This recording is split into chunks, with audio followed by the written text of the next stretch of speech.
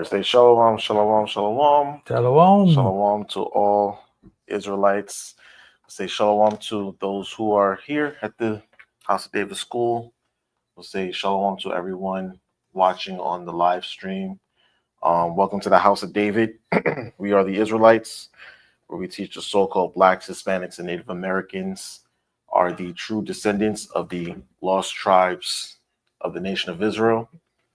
And we teach that we have fallen into a lower state here in North, Central, South America, and really throughout the world, that the people that I mentioned are the so-called Israelites. I mean, the Israelites according to the Bible. Okay, and we fall into a lower state because we broke the laws of God found in the Bible given to us by Moses, and that we can come out of this lower state that we are in by learning and heeding to these commandments found in the Bible and following the whom the world calls Jesus Christ as our example, right?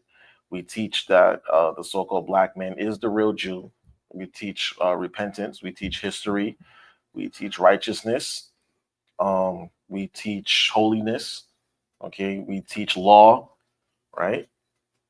And we teach family and community, right? We are here at the House of David, located at 191 Howard Avenue in Brooklyn, New York. Again, 191 Howard Avenue, Brooklyn, New York. We host our Friday night Sabbath services from approximately 7:30, 8 o'clock sundown to whenever the teacher's done. And then we host our main Sabbath day services here again at the House of David, 191 Howard Avenue, Brooklyn, New York, from approximately 12 p.m. to 2:30, 3 o'clock. And then we host a second service from approximately 4:30 p.m. to about 5:30, 6 o'clock. Come join us at the school. Come join us at the service at the temple. We welcome all Israelites. Okay, we welcome those that are within the truth, those that are without the truth. Come in fellowship with us.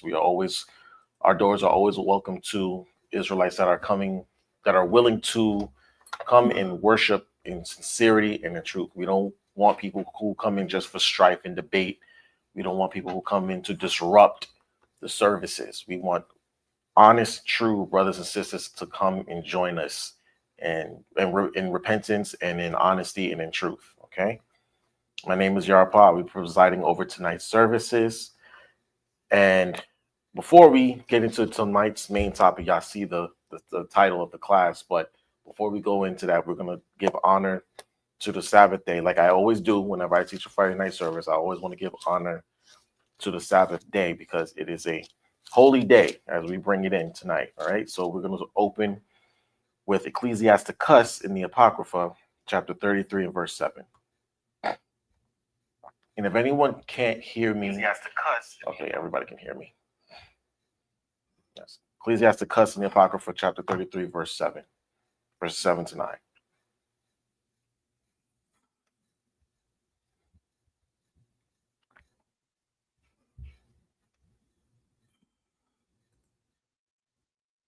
Seven and verse 9. 30, Ecclesiasticus in the Apocrypha, chapter 7 and verse... Chapter 33, verses 7 to 9.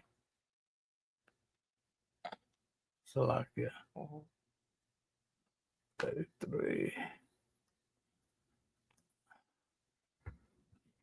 Ecclesiasticus in the Apocrypha, chapter 37. 33. Verse 7. Verse 7.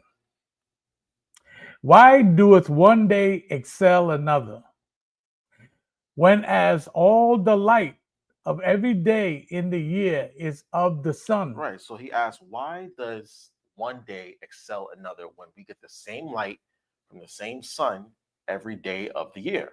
Right. The sun doesn't change, so we get the same light from the same sun every day of the year. So what makes a day different or more excellent than another? Right. Go ahead. 8. By the knowledge of the Lord, the Most High, that they were distinguished. Right. It says by the knowledge of the Most High, the days are distinguished. Okay. So it's the Most High who makes the difference. He's the one who says this day is excellent above another. Okay. Go ahead. And he altered seasons and feasts. Right. So he said he altered seasons and feasts, meaning the Most High is the one who set the seasons in order. He's the reason why we have different seasons and the seasons are in order. Okay. And if you ever notice, the order of the seasons don't change. Okay. It's always the same every year, starting with the spring, then we go to the summer, the fall, and the winter, and then start right back over again. They don't change. Okay. You're not going to get summer and then winter and then fall and spring. You're not going to get that. You're always going to get spring, summer, winter, fall. Okay. And it says and feasts. So there are certain feasts associated with each season. Okay. And when you read Leviticus 23, we have a feast dedicated to each particular season. All right. In the spring, we have the Passover / the Feast of Unleavened Bread. Right. In the summer or close to it, around the summertime, we have the Feast of First Fruits. All right. So most of the time it falls within the spring, but it's always inching over closer to the summer. Right. And then in the fall, we have the Feast of Tabernacles. Right. The Feast of Trumpets and the Feast of Tabernacles. And then in the winter, we have Hanukkah, the Feast of Dedication. So each season has a particular feast associated with it, right? And know they're all distinguished by the knowledge of the Most High, all right? And read verse 9. Some of them had he made high days and hallowed them. Right. Some days that the Most High made high and hallowed them, meaning he sanctified them, made them sacred days, separate from ordinary days, right? Read on.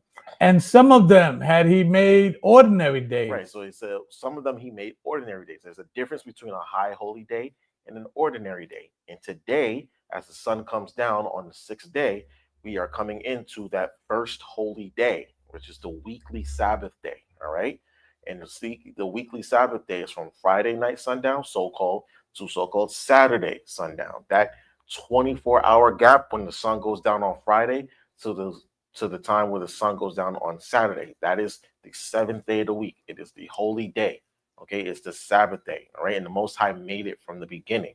So let's go to Genesis chapter 2, verses 1 to 3.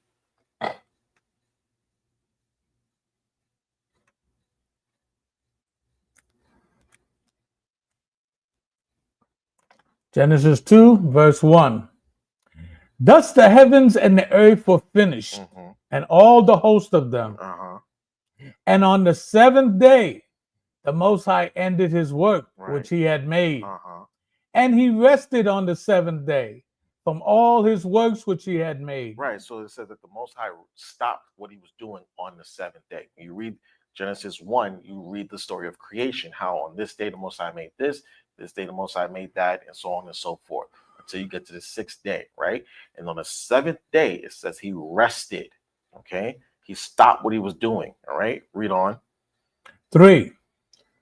And the Most High blessed the 7th day and sanctified it. So he blessed it and sanctified it, meaning he made it a sacred day. It's a holy day, right? Go ahead.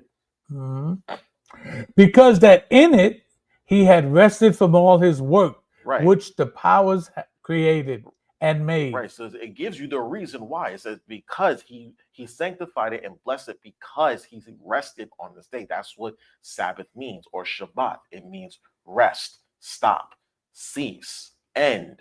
Okay. When you see the Sabbath day, you're coming to the day of rest. All right.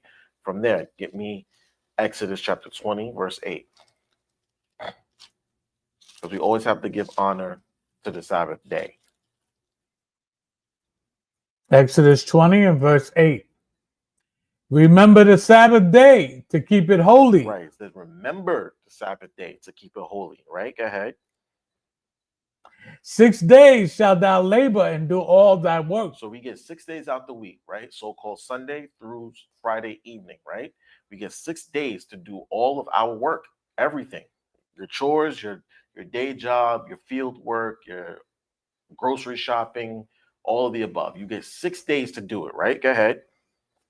Your laundry, this, that, and the third. Go ahead. 10.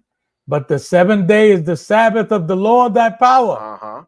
In it thou shalt not do any work. Right. Thou, nor thy son, nor thy daughter, nor thy manservant, nor thy maidservant, nor thy cattle, nor thy stranger that is within thy gates. Right. So on the 7th day of the week, which starts tonight, We are not to do any work, us, nor our children, right? If you have children, their chores have to be done by at this point of the day.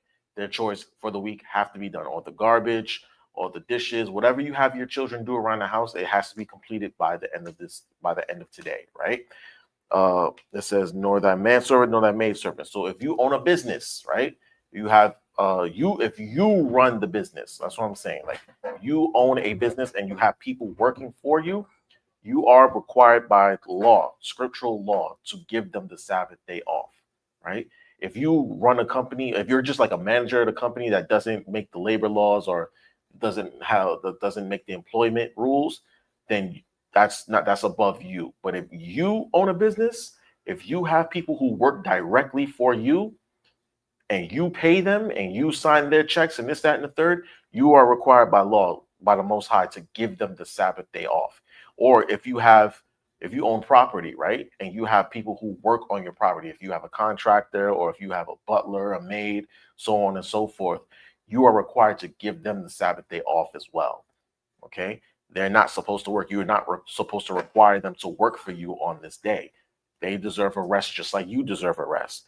And it says that cattle, right? If you own pets or if you have animals that, work in the fields for you, if you own a farm, this, that, and the third, and you have beasts of burden, as they used to call them, then they are required to get the Sabbath day off as well. Okay? You're not supposed to overwork your animals. You're not supposed to overwork your pets. You're not supposed to overwork your employees. You're not supposed to overwork your children. And you're not supposed to overwork yourself. All right? It said, nor thy stranger that is within thy gate. So when people come into our land or people come into our homes, if you are a practicing Israelite, when people come into your home, you are required to have them observe the Sabbath day, or tell them don't come. Right? If today is a Sabbath day, don't come over here with nothing. Don't come over here trying to cook. Don't come over here trying to clean, have no fun, any pleasurable activity, none of that. Okay, it is a Sabbath day. I must keep it holy. So if you're gonna come through today, then you will be keeping the Sabbath day with me. If not, don't even bother. All right, that's how serious it is for us. Right, verse 11. Yeah, I just want to say this on this verse. I always admire this verse because the way it's written, it states, nor thy manservant, nor thy cattle, nor thy stranger. It mentions the cattle before the stranger. It gives the cattle more preference over the stranger. Always admire that statement there. Yeah, because it's under your domain, right? The cattle is under your domain. It's yours. It belongs to you. So you are commanded to enforce the Sabbath day on it as well, so to speak, for lack of a better term, right? The stranger can come and go.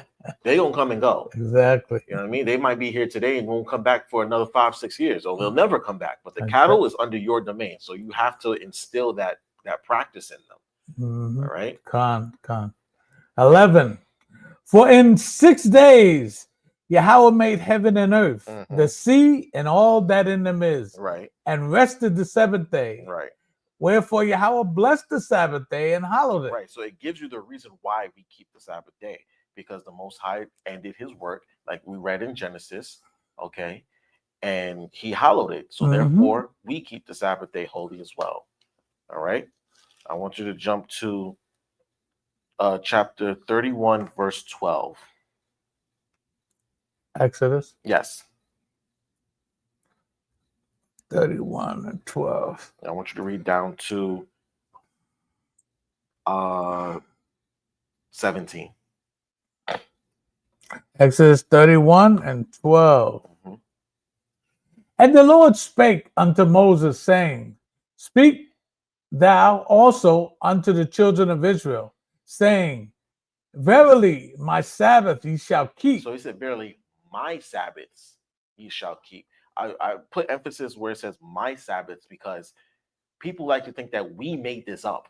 Okay, those that are in the world and those who observe other religions, they like to think that we chose Sabbath day when we really didn't.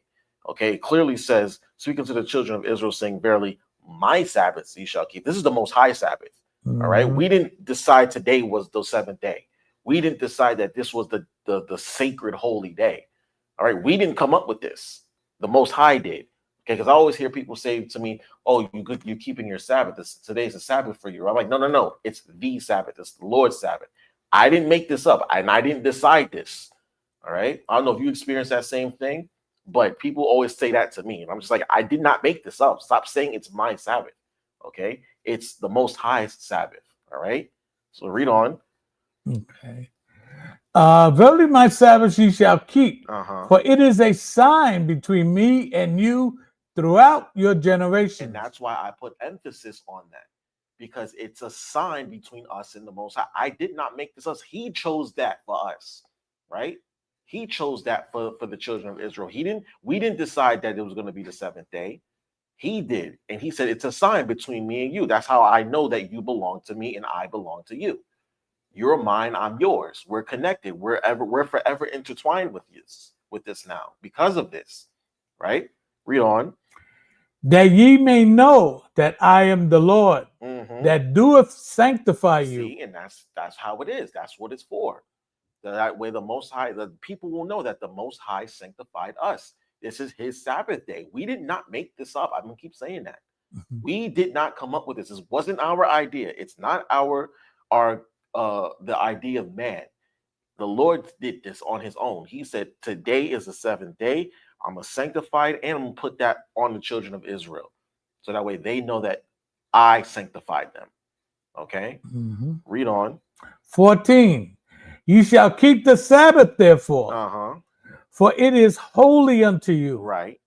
Everyone that defileth it shall surely be put to death. See, there you go. And that's how serious it was. The Lord said, if you defile the Sabbath day, I'm putting you to death. All right. Death is the penalty for defiling the Sabbath day. And that's why we have to take it seriously. That's why I always say it's not mine, because I'm not going to put you to death for this. I did not decide to kill people because they don't keep the Sabbath day. The Most High did. I did not come up with this. Right? Go ahead. For whosoever doeth any work therein, that soul shall be cut off from among his people. So there you go. That's how serious the Most High takes it. All right, read on. 15. 6 days may work be done, but in the seventh, the Sabbath of rest is the Sabbath of rest, holy to the Most High. Right. Whosoever doeth any work in the Sabbath day, he shall surely be put to death. Shall surely be put to death. So the work that we read about in Exodus 20, if you get caught doing any of that work, then you get put to death. That's how serious it was. All right, read on. 16. Wherefore the children of Israel shall keep the Sabbath to observe the Sabbath throughout their generations. Right. For a perpetual covenant. For a perpetual covenant. That means a continuous covenant. Everlasting. It never ends. It's perpetual. It's continuous. All right. It's a continual agreement between us and the Most High that we would keep His Sabbath day holy. Okay. Remember, we're His representatives on the earth. So whatever He does, we're supposed to reflect that in the earth. All right. So when we keep the Sabbath day, it lets the other nations and all the other people know that the Most High keeps the Sabbath day holy. All right. Is that it on that? No, 17. Okay, go ahead. It is a sign between me and the children of Israel forever. Forever. See, it's a sign between us and Him forever, meaning all time. All right, read on. For in 6 days Yahweh made heaven and earth, and on the seventh day He rested and was refreshed. You see, it keeps repeating that. For in 6 days, the Most High made the heavens and the earth, and on the seventh day He rested. That's why we keep the Sabbath day, because He rested this day. So therefore, we rest. All right. Now, that's it on that. Okay, now jump to Psalms 118, verse 24.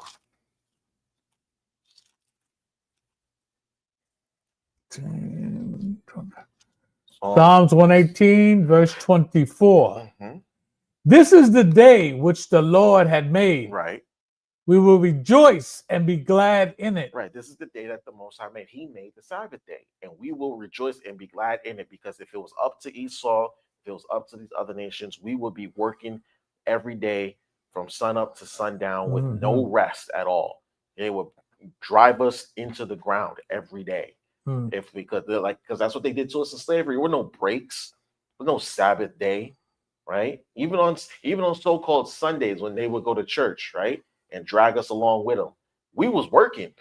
We wasn't taking a rest, right? And by the time Master came back home from church, we better had his meals prepared, had all the work that we needed to get done, right? There were no rests on the Sabbath day. I mean, there were no rests back in slavery. So if it wasn't for the Most High creating this and having us come back to this knowledge, we would still be working sun up to sundown every day of the week. So we rejoice and be glad in this Sabbath day, because not only is it something that the Most High gave us, but every Sabbath day that we come to, right, we inch ever closer and closer and closer to our salvation. All praise. Right. So think kind of all the Sabbath days that you've been through, when we get that much closer to getting out of here. Huh? Hallelujah. Absolutely. Hallelujah. So y'all see the topic. It's called Master Thyself, Not So Shannon Sharpe, because we have to address this topic of our brother, our friend, Uncle Shannon Sharpe, right? He got himself in trouble yet again because he cannot control his lust. Okay? He has not been able to control his lust recently, right? So if you've been living under a rock recently, we've seen, or we've come to learn that old Shannon Sharpe, right, our brother, has gotten himself into some trouble with I believe she's an Edomite woman. All right. They say that she's like Latina or something, but you just looking at that woman, she's an Edomite. All right. You can just tell. This Edomite woman, this OnlyFans model, has accused our brother of SA, so to speak. I don't want to say the actual word because I don't want us to get flagged or anything, but he's being accused of assaulting this young white woman, and he's being sued for $50 million. $50 million. You know what I mean? And not for nothing, I like Shannon Sharpe. I believe I like the work that he does. To me, he's actually one of my favorite football players of all time. I like the podcast that he has, Club Shay Shay and Nightcat with Chad Ochocinco Johnson, another football legend. I like the work that he does, but sometimes Shannon, in his old age, doesn't always show the greatest wisdom when it comes to women. Okay, everything else in the world, right? He'll bestow upon us certain wisdom when it comes to work ethic and life lessons that he was taught by his grandparents, because he was raised by his grandparents in the South, right? And that old school mentality of hard work and dedication and dealing with people, he shines that, or he displays that in a very interesting way. And it's comical sometimes. Like if you ever listen to him on ESPN or when he was on Fox Sports 1, right? He'll display a lot of that wisdom. Yeah. He'll display a lot of that wisdom, but when it comes to dealing with women, he doesn't always show the best judgment. And that's kind of what happens when you get into that high society / A-list so-called celebrity. This is kind of you'll see how some of that wisdom, it doesn't show, it doesn't reflect also in when he deals with women. So, like I said, the brother has been accused by this very young Edomite woman of SA and, taking her.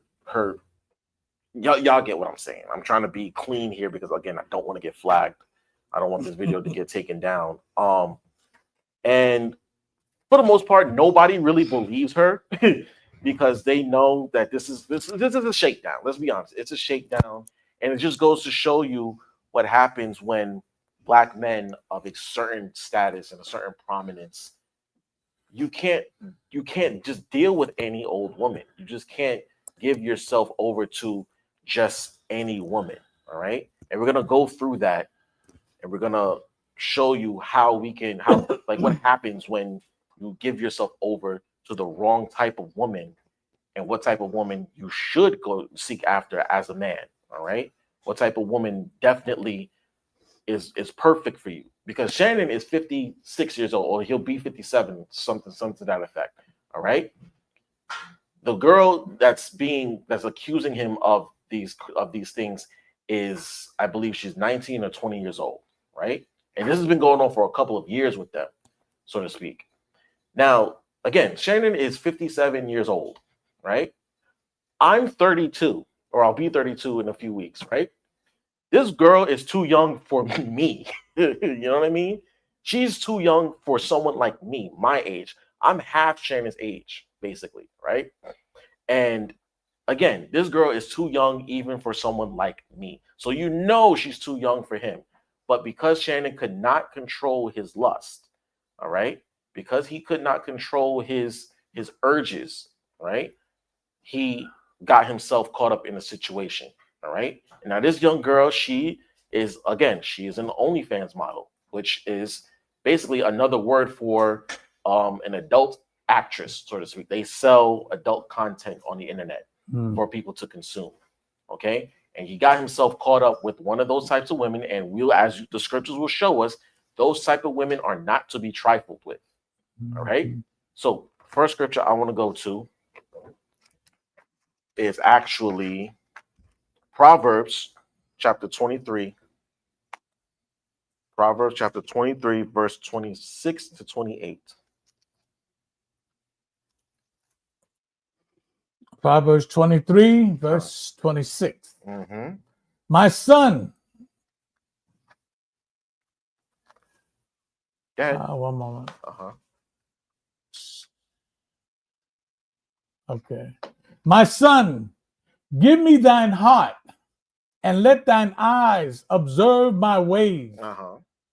For a whore is a deep ditch. A whore is a deep ditch, right? The scriptures came out and plainly said it. A whore is a deep ditch. What is a ditch? A hole in the ground where the escape is really slim chances.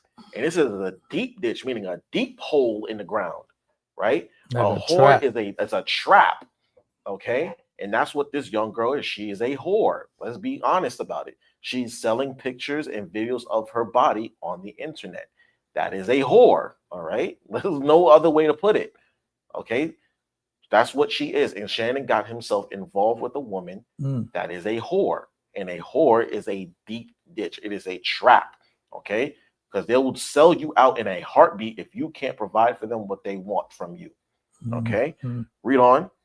And a strange woman is a narrow pit. A strange woman is a narrow pit, okay? It's saying the same thing. She is a whore, and she's going to trap you. She's trying to get you caught up, brother, okay? She is trying to get you caught up, all right?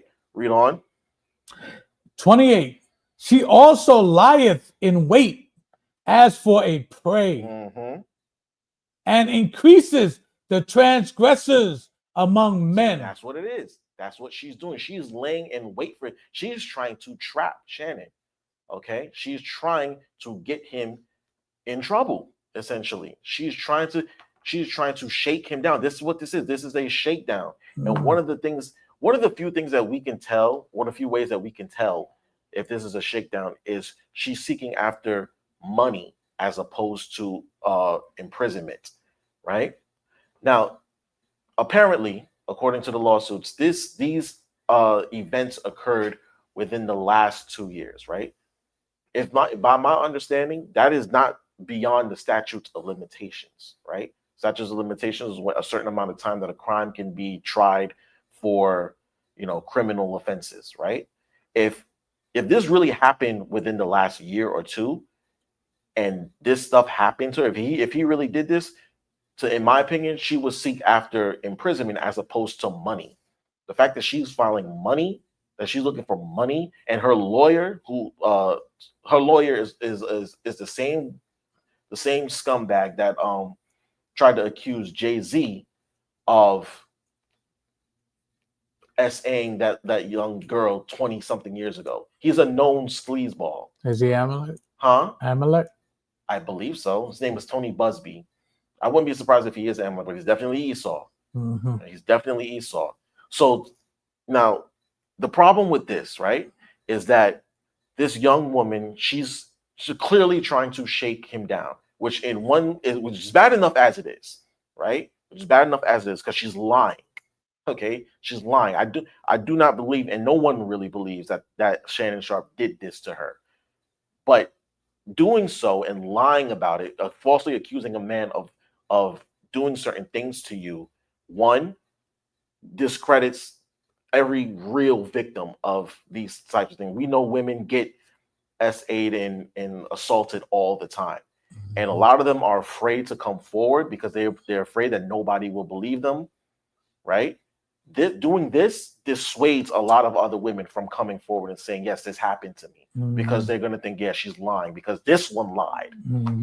Right? It happens all the time. And not only that, she's setting Shannon Sharpe up really for death, because a lot of black men have been falsely accused of assaulting white women, right? And losing their lives over it, right? Yeah, the most famous example of all time, and this still burns my soul to this day, Emmett Till and Carolyn Bryant. That burns my soul to this day, because Carolyn Bryant falsely accused our forefather Emmett Till. Crazy to think that he was a forefather now, right? She falsely accused Emmett Till of sexually assaulting her or whistling at her, and these white supremacists kidnapped him from his uncle's home in the middle of the night, beat him so bad and blew his brains out and dumped him in the river. A child. He was a child at the time. I think he was like 14, right? Oh, and then come to find out after the trial, when of course Esau let the assailants off, they came out and said, yeah, we did it. Now what? I'm white and I say so. Yeah, what y'all gonna do? We can't be locked up because we can't be tried again. They came out and said it. Yeah, we did it. Yeah. What are y'all gonna do? What are you gonna do? You can't do nothing to us now. And Carolyn Bryant herself, she came out before she died and said, yeah, he never did anything. And because the justice system in America is so wicked and so inept, they failed. They had every opportunity to catch this woman in her lie, try her, right, and convict her of her lie, because there's no statute of limitations for murder in America. There's no matter what it is, there's no statute of limitations for murder. You could kill somebody 25 years ago, and they bring the evidence back, and they bring you back to court and say, yeah, we found new evidence that you did this, right? And she was able to go down to her grave without suffering for the evil that she caused. I hope the Most High burns her soul up. I really do, because she had an innocent child killed. You know, white supremacists, they go after children. All right, Esau he holds no bars. When he feels disrespected, blood has to be shed, and they will take anybody. They'll take men, women, children. That's the type of savage beast that he is. Go ahead. And we take for granted that we think it's the white man all the time, that it was the males, but it actually is the women. The women are the ones that really stirred up most of the civil complaints or the rapes or whatever against the black man. And that's what's happening to our brother Shannon Sharpe right now, whether we realize it or not. This is a humiliation ritual, okay? Because Shannon, again, he's moving up in Esau society, right? And they want to humble him. They think that this country boy from the South, he done played football. He made his money playing football. That was it. Now you trying to get into media? You trying to control narratives and images? Because again, if y'all ever listen or watch Shannon's podcast, Club Shay, he gives voices and platforms to a lot of Jake, a lot of famous black entertainers who come on his show and talk freely in ways that they can't do on Esau's platform, so to speak, right? So now that he's about to get his money, because he was about to get $100 million deal from a podcast company, And now all of a sudden these allegations come out. Oh, he did this to me. He did that to me. It's a humiliation ritual, and he's getting caught up in it. But because he did not master himself, right? He didn't exercise the proper discipline in his love life. Now those things are coming back to him.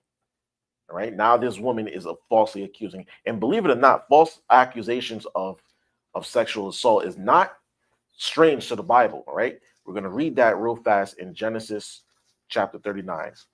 Okay, because our forefather Joseph was actually also accused of this too. All right. I want you to read. We're going to read most of the chapter, so I kind of need you to like speed through it. Mm-hmm.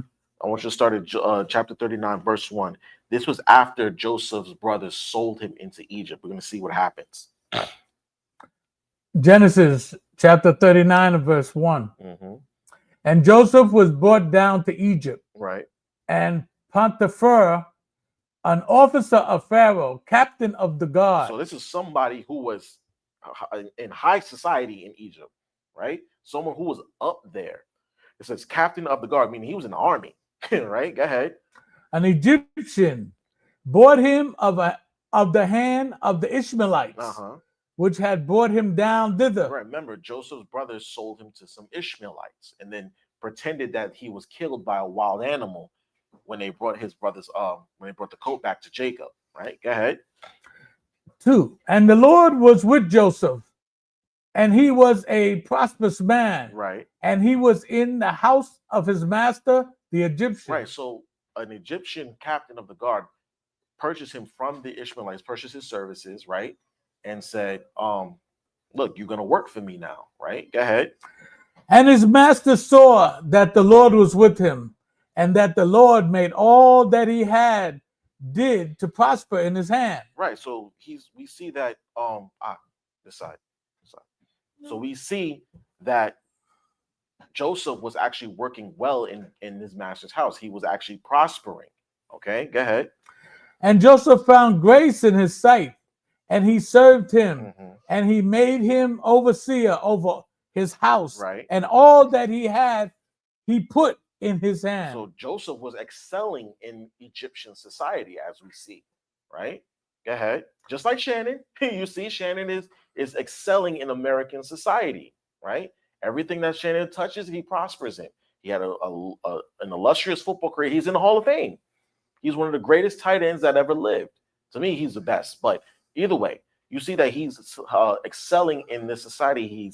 He had an illustrious football career. He was on TV. He's on TV, right? He's on ESPN. He was on Fox Sports. He was on CBS Sports. Now he's got his podcast and his media company popping off. So everything he touches, he excels at, right? Read on.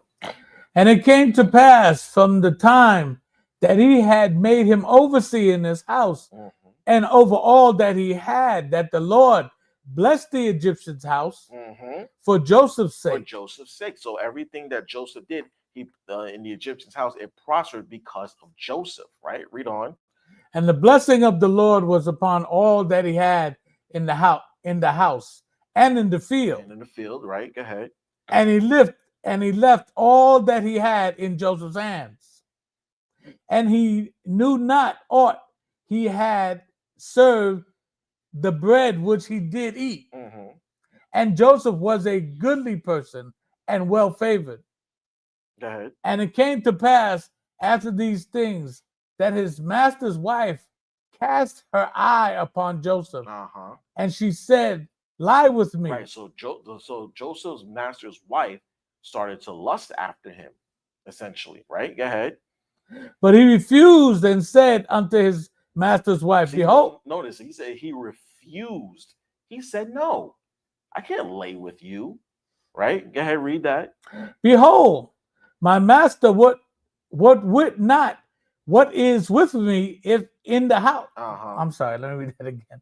"Behold, he refused and said unto his master's wife, Behold, my master, what with not what is with me in the house. And he had committed all that he had to my hand." Right. He said, "Look, my master has given me everything, and he doesn't know all that I have, Mm-hmm. but he's given me everything, right? Go ahead. There is none greater in his house than I. Right. There's no one else in his house, no one of a higher status and no one greater in his house than me, right? Go ahead. Neither had he kept back anything right from me but thee. Right. He's the only thing that he's not given me is you. Literally, the only thing that he has not given me is you to sleep with, right? Go ahead. Because thou art his wife. See, and we knew that was unlawful to sleep with another man's wife. We understood that. Joseph, being a Hebrew, he understood, especially because his brother already did that. Y'all remember Reuben slept with with Jacob's concubine, right? And you saw how it angered Jacob to his soul. So he understood that, I shouldn't do that, sleep with another man's wife, right? Go ahead. How then can I do this great wickedness and sin against the Most High? See, how are you going to ask me to commit this evil, right? To commit this evil against the Most High, right? Go ahead. And it came to pass, as she spake to Joseph day by day, that he hearkened not unto her to lie by her or to be with her. So it's interesting that now that he knows what type of time that she's on, she's gonna nag him. Huh? She's gonna nag him. She's gonna nag him, and he's like, "Nope, I don't want to be alone with you. I don't want to be in the same room as you. I don't even want to talk to you." Right? In fact, there's actually another video. Go on YouTube. Open another YouTube tab for me real fast, right? Because there's actually a video where Shannon says something of that nature. Not that one. Open another whole tab, another YouTube tab, period. Oh, another one? Yeah, another YouTube tab. Because there's a video of where Shannon actually says some of these very same things, right? Bear with us, brothers and sisters. Bear with us. No, go to YouTube. Go to YouTube.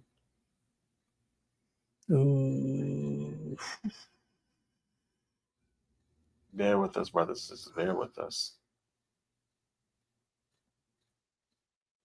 It's not typing. You got to type on the other one. Remember? You got to type on the other one. I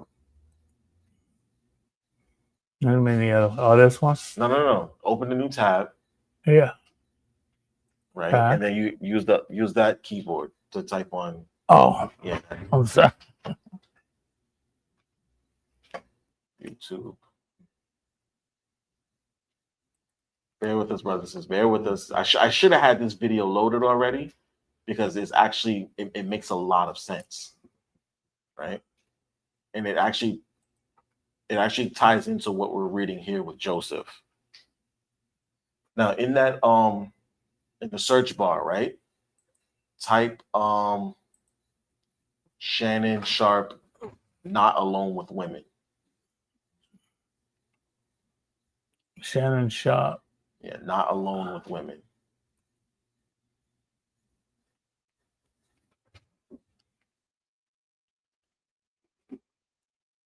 Shannon Sharpe. Not. Because Shannon has actually come out and said, like, there are times where he doesn't want to be in a certain room or a certain area alone with women. Like what does that say right there? What does that top one say?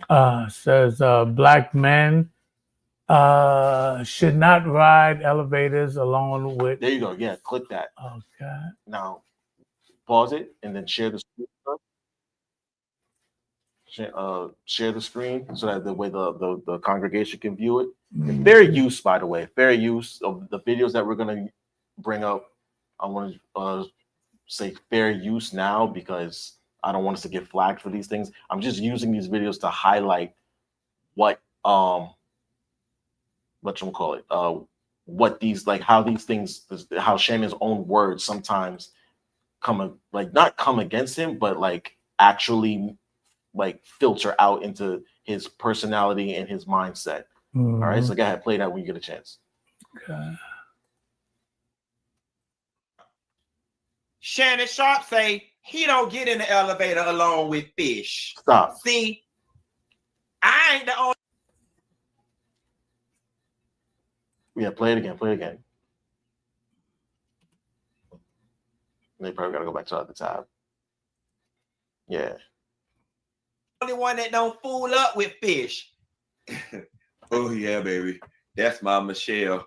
That's my Michelle. This is a bunch of conjecture.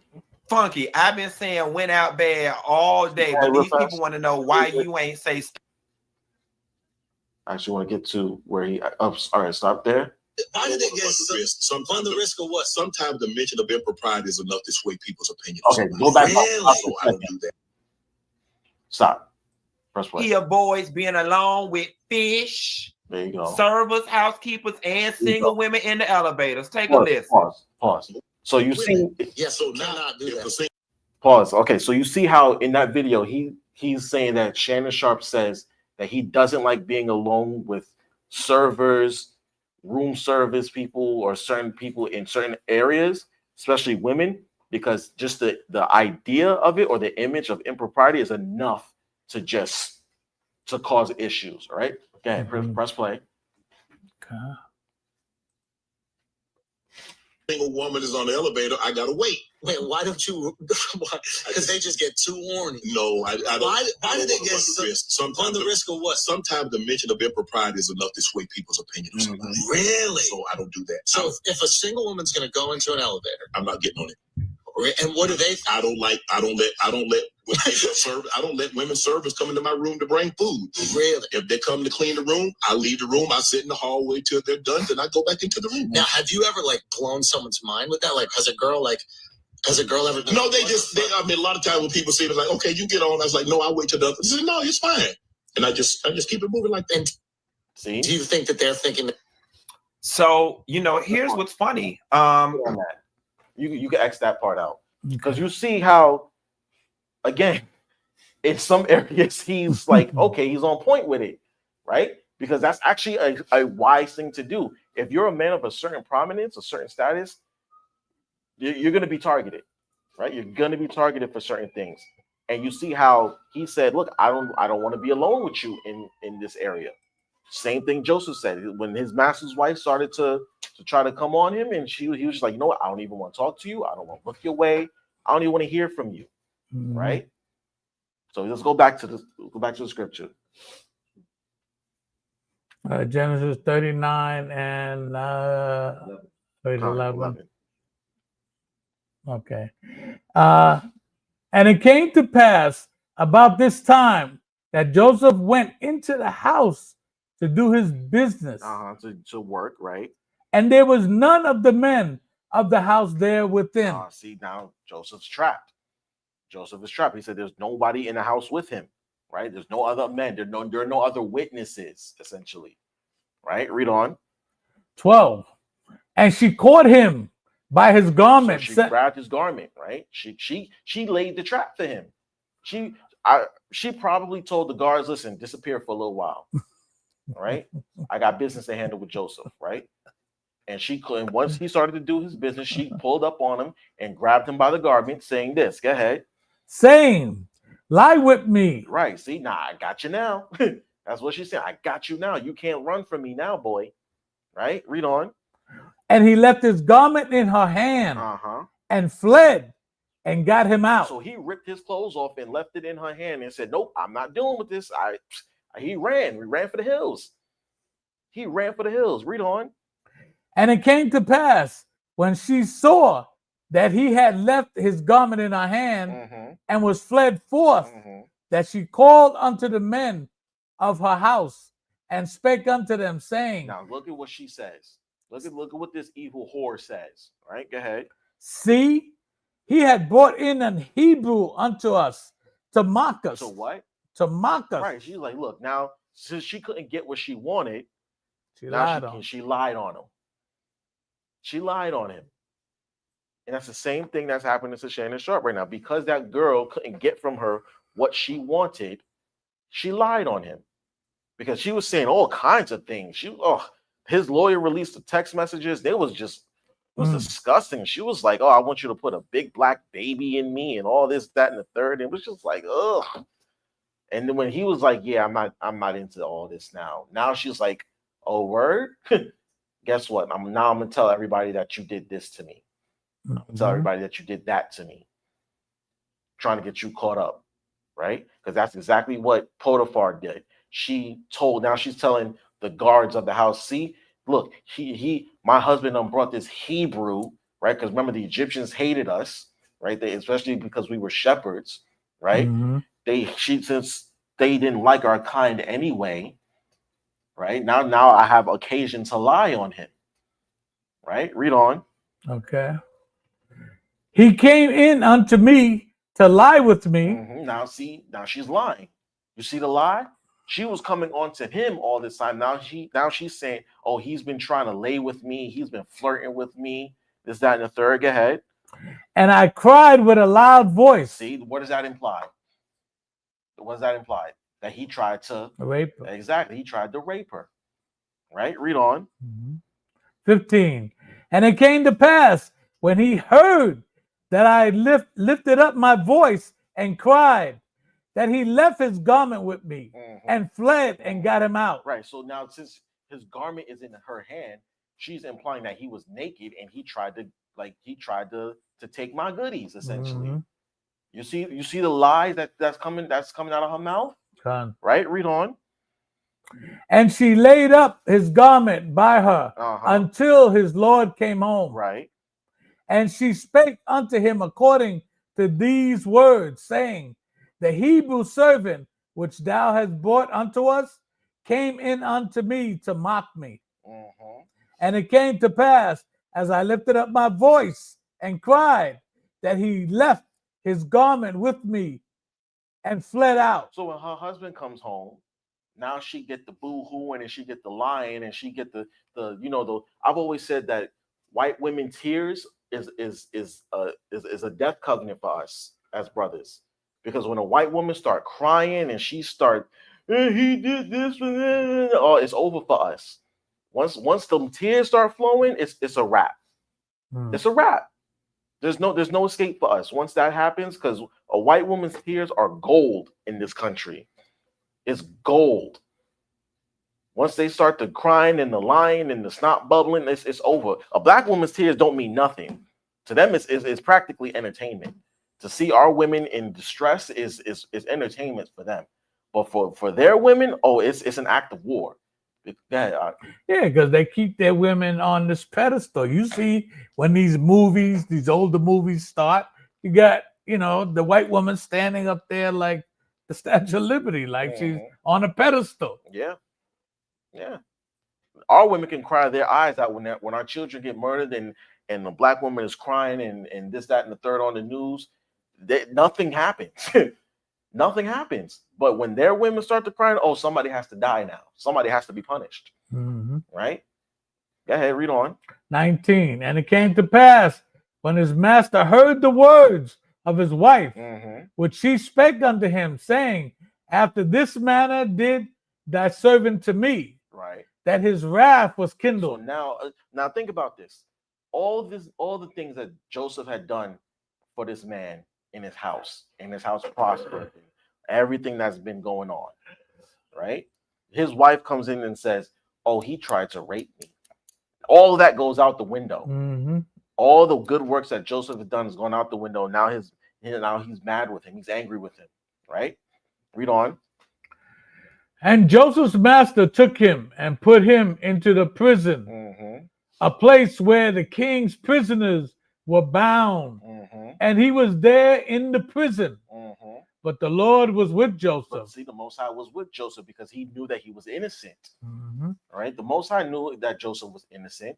Just like we all pretty much know Shannon's innocent. We all know that Shannon didn't really do this. Right? It's just that this woman wants something from him and he's not giving it to her. So now she's using other methods to get that from him. Right? Go ahead.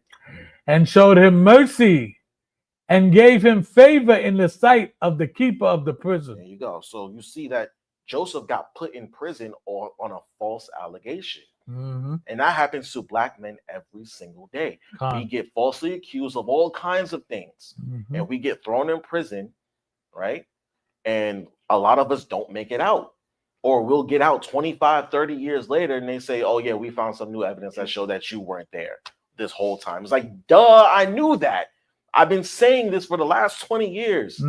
How many brothers have been recently let out of prison off of false allegations because they found some new DNA evidence and said, yeah, you weren't, yeah, the evidence showed that your fingerprints weren't on the gun, or that your seed wasn't on the woman, or whatever have you. Right? It was somebody else this whole time. Duh. Now I can't get that time back. You know what I mean? It happens to brothers all the time. All right. But nonetheless, we say all of this. Again, this woman is lying. Okay. We can all pretty much tell this woman is lying. Con. All right. No one believes that Shannon Sharpe did these things to this girl. Nonetheless, remember what I said earlier. That girl is too young for him. Okay. She is way too young for him because she's too young for me. All right. Think about it. If she's 19 to 20 years old, that means the earliest she was born is like 2004, 2005. Right. Just turned 20. She born in 5. So she said she's 19, born in 4. There you go. She wasn't born during 9/11. If she wasn't born during 9/11, she don't remember where she was. She's too young for you. All right. She's too young for me at that point. If you can't tell me where you were on 9/11, you're too young. I'm sorry. All right. That's just how I do it. Right. But either way, this woman is too young, and Shannon was warned about this stuff. Okay. He was warned. Okay. And then this is where we're going to get into some of the videos. All right. He was warned against dating younger women, and he was warned about dating white women. Okay. So I want you to go to the first video with Monique. Okay. Yeah. The first video with Monique.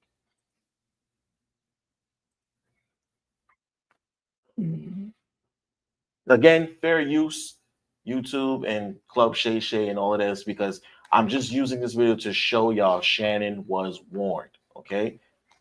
And we're going to go into the scriptures about these things. Again, brothers and sisters, please don't mind the language. Y'all know Monique, she uses very colorful language.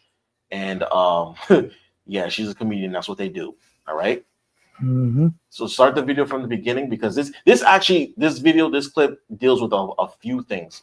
One, she addresses the idea that he doesn't date black women, which is a running theme in his life. Apparently he doesn't date black women, but they address that first, and then they address the other thing. Okay, so whenever you're ready, play it. Again, fair use, YouTube, fair use. I don't know if you said this, so I don't want to quote it because I could be wrong. Okay. But someone said Shannon Sharpe don't mess with black women. Pause. And pause. Now, first of all, remember, she gave him the benefit of the doubt. She said, look, I don't want to quote you on this because I don't know if you said it or not. That's actually wisdom right there, because if you hear many things that people say, or things that people said that someone else said, and we all take it for gospel.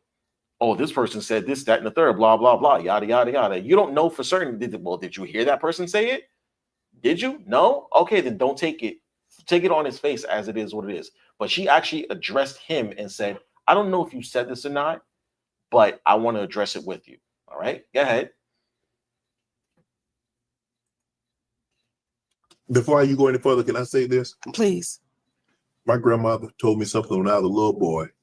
She said, boy, never chase a lie. All right, pause. Come on, baby. Come on.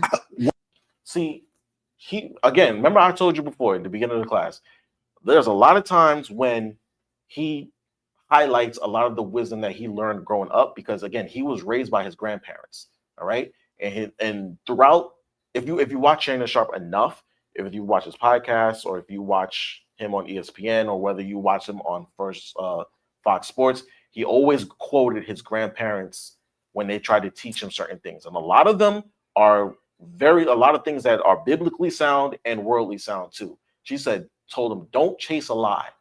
All right. Because you'll never catch up to it. All right. Bring that back. Go back about 5 seconds.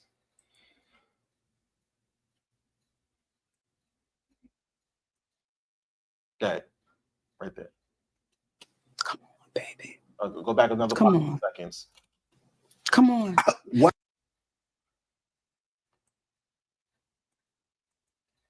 Go back some more. Go back some more. Go back a little bit more. All right, go ahead. Right there. Yes. Please. My grandmother told me something when I was a little boy. She said, boy, never chase a lie. Never chase a lie, right? Baby. Come on. Come on. Why? And you never said that, right? I've never said. Okay, so that's why I said. I got black kids. That's what I said. I said, them babies black. Yes. They not confused. So you see, he addressed it immediately. He said, I never said that. I never said I don't date black women. I have black children. Okay. Shannon has, I think, 3 kids, 3 or 4. I think he has 2 boys and a girl, or 3 boys and a girl, or 2 boys and 2 girls. I don't know. But he has black children. So clearly he's been with black women in his life. Okay. So where that idea that Shannon doesn't date black women is, to him, it's a lie. All right. Go ahead. Which we approve of, by the way. Yes. We ain't trying to see if she Latin or Dominican. They black. They mama got black. Everybody that Shannon messed with was black, right? Yes. Black. Okay. You a football player with a lot of money. When you go into a city and you was in your prime, you had your pick. It's no different for a woman. Pause. When I went to So clearly, like I said before, when you're of a certain societal status, okay, people will throw themselves at you. All right, women will throw themselves, and some men too, unfortunately, they will throw themselves at you. Okay, she's saying the same thing. It's like no different for a man. I mean, no different for a woman. When I go on the road, things people will throw themselves at me too. Okay, go ahead. Just to show you the type of lifestyle that these people live. All right. No different for a woman. When I went to a city, everybody wanted to be Professor Ogilvy. Hey, and I would pick him. Okay, you look like you could be. But see, here's the thing. Now, Mo, all of a sudden, you being this fat black woman, it ain't a problem. You gotta remember, I remember you said it wasn't. Well, let me say this. First. It wasn't never a problem with me being a fat black woman, because real black men, they like them in all shapes and sizes, all complexions. If you know Jake, if you know Judah, especially Judah, all right, we like them all right? We like our women big, skinny, medium, that don't matter, all right? Judah, I know skinny black men that love humongous black women. I know humongous black men that love skinny black women. We like them all. It don't matter, all right? We like them all. Go ahead. And they like them in all shapes and sizes, all complexions. It is these new Negroes that get into, she gotta be this way, she gotta be that way. But real black men. Hey everybody, it's Tony Robbins and Dean Graziosi. Keep playing. See, I have a question for you. If you had to make a choice between having massive impact. There we go. If you can bake a pound cake naked, what y'all talking about? Dating. What advice? If somebody, if a group of women were in here and it's like, come on, they talk to us. How this dating thing? Because it's Mo is different now than when you and I. It's different, baby. I'm grateful I'm not 56 and trying. Stop. See that? See what she said? She said, "I'm glad I'm not 56 and trying," because she's addressing him directly. Okay, and his dating habits, and you see, you see how he responded. He's like, "Wait a minute, she's talking about me now." All right, play, because she's gonna warn him. All right, she's gonna warn him, and she's gonna warn him straight up. Are you trying to say? What you trying to say? I'm looking right at you. I ain't breaking down. You better take your old ass and get somebody to love you. Damn, Mo. Now I'm looking right at y'all. Let me tell y'all what Shannon needs. Let me tell you what my baby needs. He need him an old fat gal who can bake good cakes, make some smothered turkey wings, who gonna rub his feet at the nighttime, okay, and gonna have a sip of his cognac to make him feel better about himself when he come home at night. That's what Shannon needs. You don't need no 26-year-old girl. You don't need no 36-year-old girl. This is your auntie talking to you. Take your old ass and get you an old bitch out there that can love you old. You're trying to hang out with these young bitches and you can't do it, Shannon. You just can't do it. See?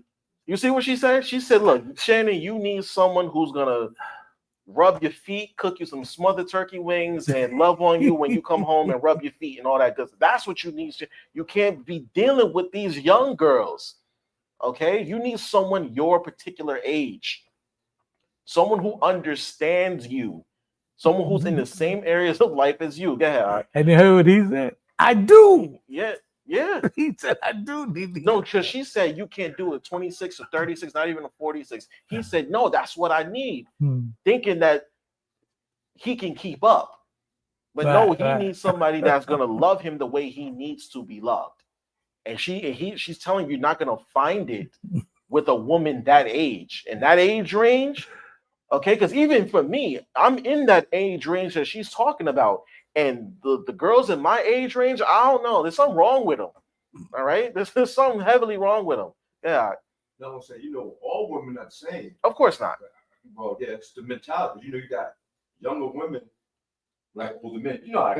Absolutely, yes. It's like that. Yeah, but she's saying to him, you need someone who's gonna love you the way you need to be loved. A woman that's perfect for you, right? And you're not gonna find it in that age range, Shannon. You're not. Okay. Yeah, play the video again. That's all it takes is old lass. These young bitches, and you can't do it, Shannon. You just can't do it. When they want you to go for the 4th round, you looking at her like, bitch, listen, you want some money to go to Starbucks? Yeah, because I can't go no further. But if you get your older girl, when you get to that 4th round, she's gonna say, hold on. Let me go get you some eggs and cheese and some toast with apple butter, because that's going to get your energy back up. I'm talking right to you. Shit. So he thought I was going to be scared. Yes, I'm talking. And I know an old gal, she'd be good to you. Her name is Elladora. Now, when you know somebody named Elladora, she's old school. Now, Miss Elladora told me to tell you. She said, I think he like red velvet. Oh, I do. I say, Miss Elladora, if he do like that, she said, you let him know I got something for him. Yeah, I like and she don't have no teeth. Come on, pick your glass up and clack for me. Come on now. These young gals will bite you. See? Okay? They'll bite you. Yeah. You know what she said? Okay, I gotta come on home. Come on home, Shannon. And y'all stop putting lies out about my brother, because I was in my feelings when y'all said he didn't date black women. Y'all stop that shit. You stop it. Now he might throw a white one in there every now and again. And it's okay. It's okay. Because sometimes we ain't into everything. We don't do everything. Right. So sometimes Uncle Shay need a spice of life. Yeah, see? There you go. He need to go cross the street, but he always gonna come back. That's all we said to you, Oprah and Tyler. Come on home. Come on. You can stop that video there. So y'all see, he's warned. He was warned. He said, listen, Shannon, get you a woman in your age range, so that way you can be loved the way that you need to be loved by the right one. Because if you get with these younger girls, they're going to bite you. That's what she said. These young will bite you. And that's exactly what's happening. Hold what you got. Get me Psalms 95, verse 7. Verses 7 and 8.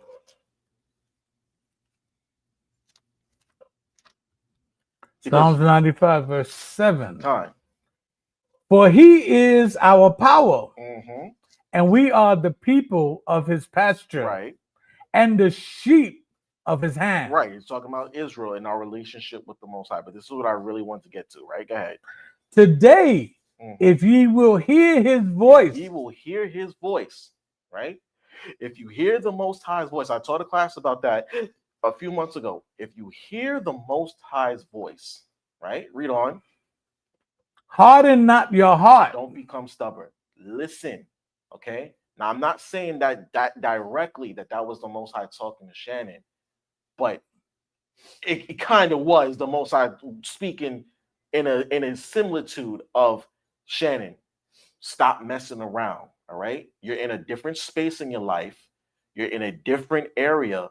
And if you're going to be with a woman, you got to get with the right type of woman, okay? Because the type of women that you're into, they're not good for you, okay? They're not. They're just not good for you.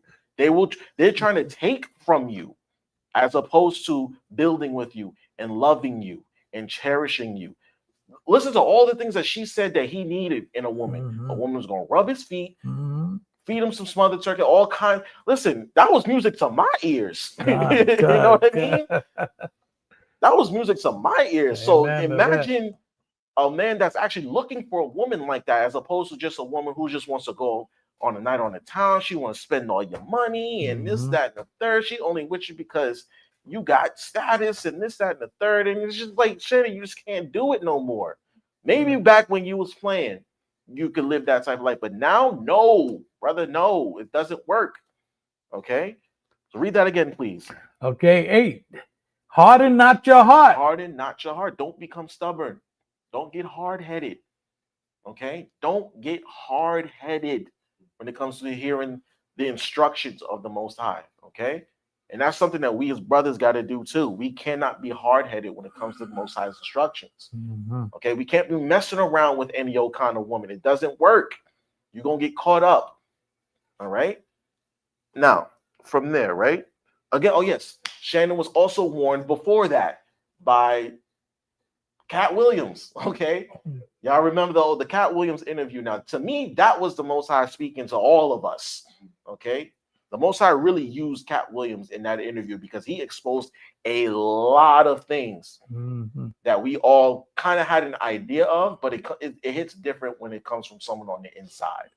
All right, and he's telling us basically, listen, y'all a bunch of devil worshippers and miscreants, okay, sexual deviants in Hollywood and this, that, and the third. So you can go to the second video on the second tab, right? Because he also he barely warned Cat about dealing with white women, dealing with these Edomites. Okay. Right. Yes, that one. Start that from the beginning also, please. Yes. Again, fair use, and don't mind the language, brothers and sisters. Okay, if you have children, may not want to have them listen to this, but this is grown adult talk, okay? And real honest talk, because there's powers of evil at work in these types of scenarios, all right? Okay, play it when you got it.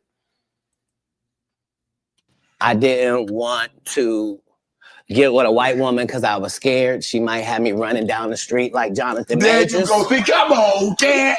Not because I didn't like white women. I think white women are as great as any other women. But I'm not going to act like I'm not scared of them. I have a reason to be scared. You could be Kang the Conqueror, and they could take your rabbit ass down in 2 weekends. And that's the truth of the matter. So I stayed away from that. The canceling. What do you think about this cancel culture? You see this? See? Again, he was warned. He said, look, I didn't mess with white women because they can destroy your life in 2 weekends. You can be Kang the Conqueror. Kang the Conqueror was a Marvel character played by Jonathan Majors. All right. He had himself a white woman and she accused him of battery and assault, had him running down the New York City streets, running from her. And he said, you know what? She once she got the police and everything involved, he lost that Disney gig, lost all his money. Now nobody want to touch him. Right? Now nobody want to deal with him. Nobody want to put him in their movies because of the BS. White woman.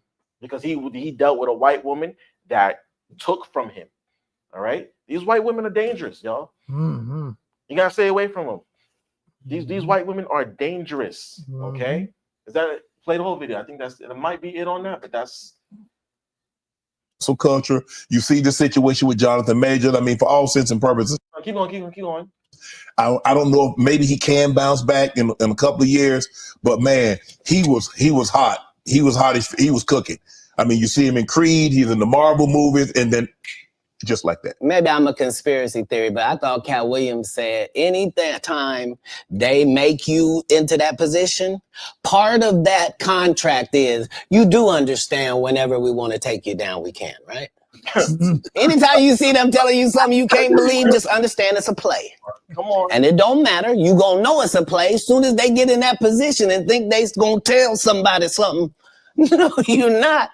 No, you're not.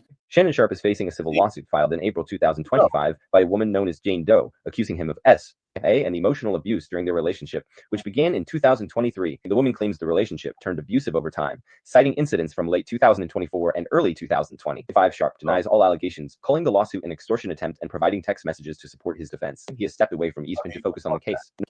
So you see, again, Shannon was warned. He said, look, I don't deal with white women, and part of that social contract when you move up in Esau society is you do understand we can take you down at any moment, right? And like I said before, Shannon was about to get that $100 million deal for his podcast network and this, that, and the third, and that's when they came to collect. They said, nah, who does Negro think he is? Who does this Negro think he is? Too high in society? Because when you own media, and you can like control narratives and things like that, Esau doesn't like that. Mm-hmm. When you start putting out black images and black black prominence and black excellence, they don't like that because they say, no, we want to control that narrative about you. Mm-hmm. And we will use whatever we got to do to humble you and humiliate you. And that's what's happening to our brother. Okay. Now, you can go to the third video with Ocho Cinco. Which are Ocho Cinco. Okay. Because like I said before, Shannon has two podcasts. It's the Club Shay Shay, which he does the one-on-one interviews, and then the Nightcat podcast with Chad Johnson, where they go over like the day's sports, and then they go and get into like relationships and work stories and family life and things like that. What's that? Is time? No, not as time. Chad Johnson? Yes, that one. Yes. Okay. Okay, because what does it say there? Nightcap. No, what does it say at the description at the bottom? Oh, Chad Johnson wants to set up Shannon Sharpe with Yvonne. Oh, perfect. I like this one. Okay, so this one here, Chad Johnson is trying to tell Shannon what type of woman he needs. Okay, we're gonna get back into the scriptures. Don't mind me. We're gonna get back into the scriptures. I want y'all to see Shannon has been continuously told, warned and explained to like, yo, this is the type of woman you need. You're at a different space in your life, you can't be moving like the way that you used to move. And in these streets, in this day and age, you can't live that type of life and think you just gonna get away scot-free. You need someone to settle you down with. You need someone who's gonna hold it down for you. All right. So play that video.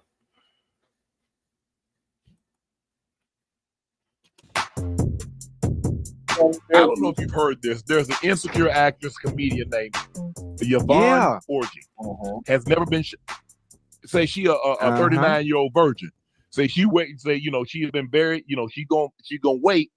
But when her husband, when he get all that, she gonna be wooling. All right, Paul. The funny thing about you. So they're talking about this. This is an old story, so to speak. There's an actress in Hollywood named Yvonne Orji, right? And at the time, she was 39 years old. If you ever watched the show Insecure by Issa Rae, right? She played Issa's best friend in the show. She's a tall, skinny, dark-skinned woman. Very beautiful actress. But she played her best friend in the show. And interestingly enough, in the show, the best friend was a bit of a streetwalker, so to speak. Like she was the whole best friend, so to speak.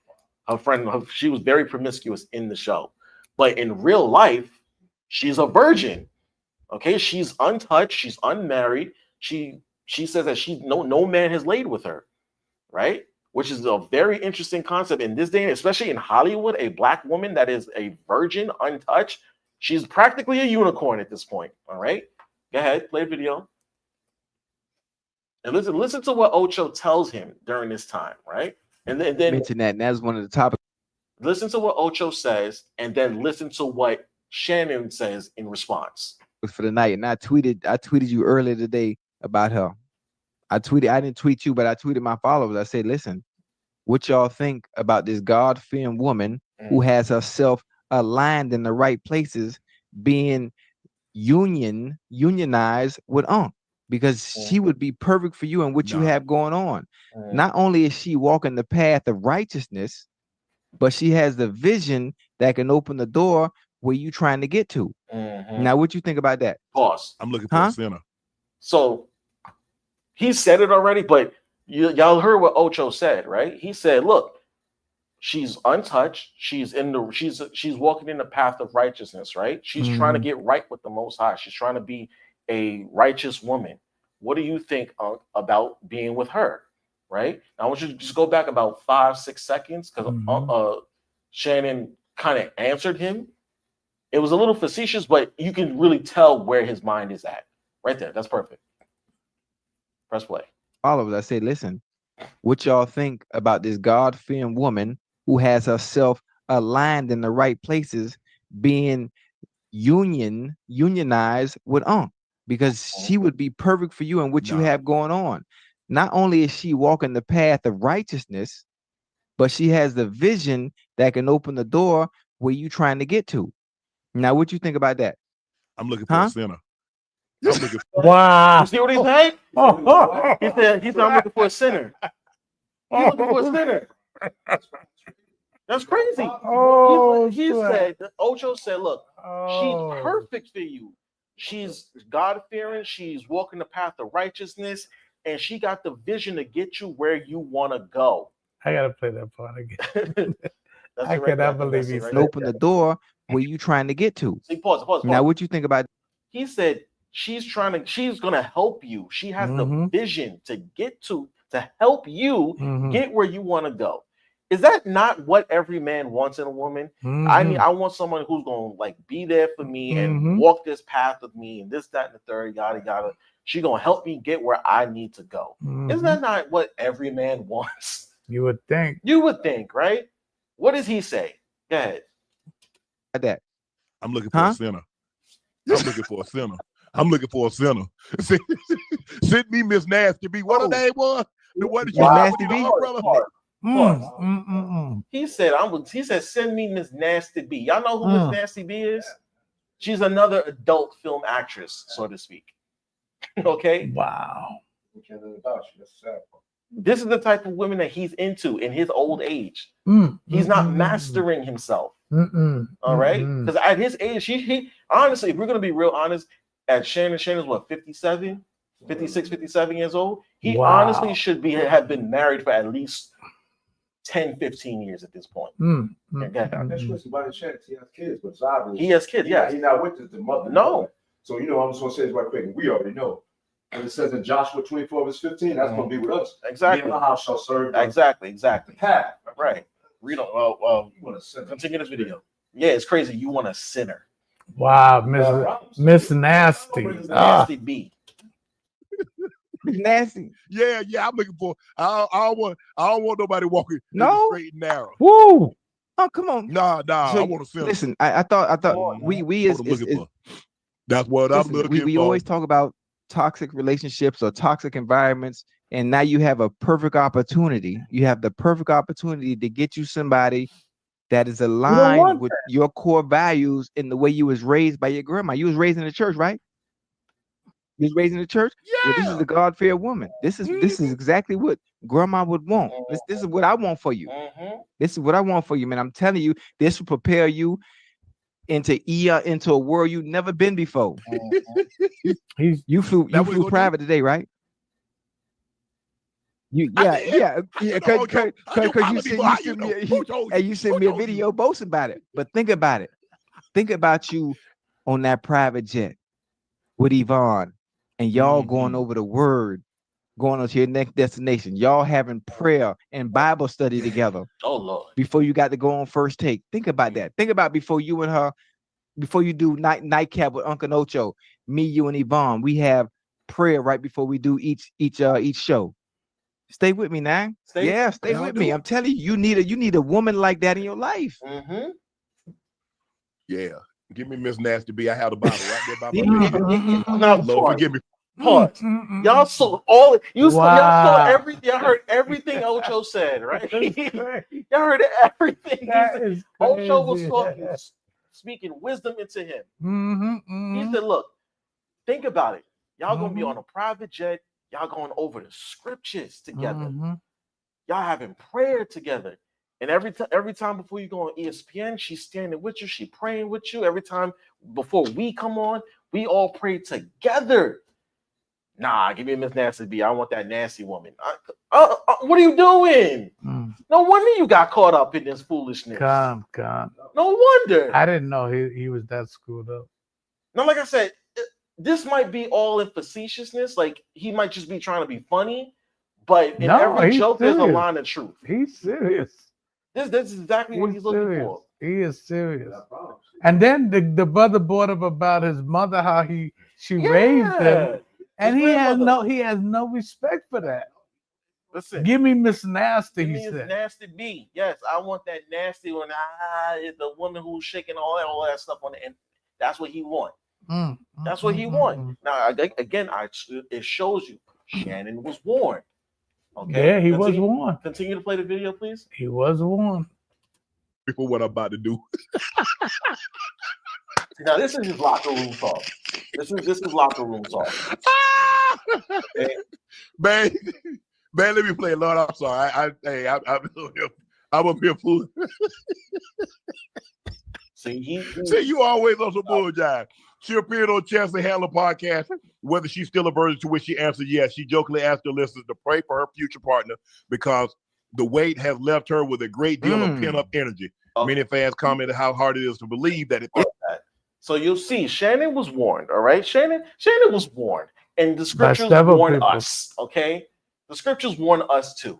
Now we're gonna get into Sirach, all right? We'll go back to Ecclesiasticus. All right. Ecclesiasticus chapter 9, verses 1 to 10. Again, I like Shannon Sharpe. He's funny, he's entertaining, he makes for great television. But when it comes to stuff like this, I don't know. I don't know. I don't know, man. I can't jive with that because I don't feel that same way at all, really. All right. I don't want to be with a woman that that the whole world done seen. You know what I mean? I done seen you in action, and anybody could just buy a picture of your naked body for $9.99 a month. I don't want to be with that type of woman. I don't. All right. Go ahead, call it when you got it. Sirach 9:1.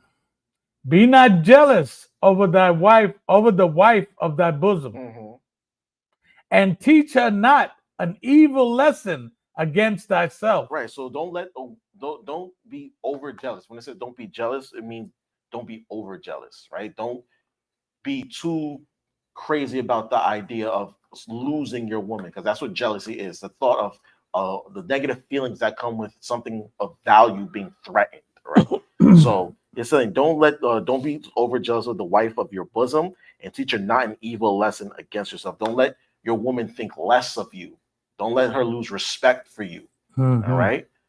Or don't teach her things about you that may cause her to lose respect towards you. All right. Read on.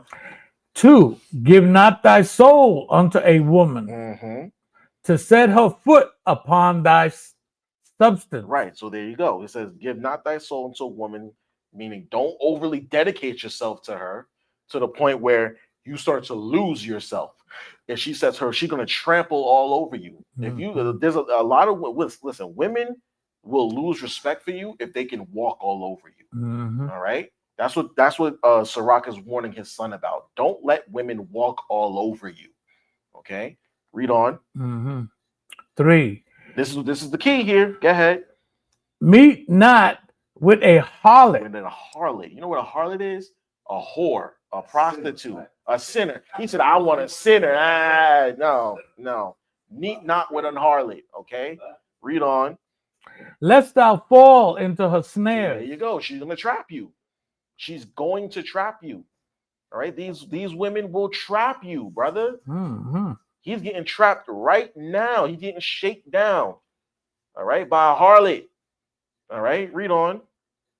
Use not much the company of a woman that is a sinner, a singer. Lest thou be taken with her attempts. So don't be caught up in the fact that she can sing and dance and yada yada yada yada, this, that, and the third, like some of our female celebrity singers like Beyonce or Rihanna or any of the sort, right? Don't get caught up in the fact that they're like that. All right, read on. 5. Gaze not upon a maid, that thou fall not by those things that are precious in her. Right. So don't get caught up in her beauty, is what he's saying.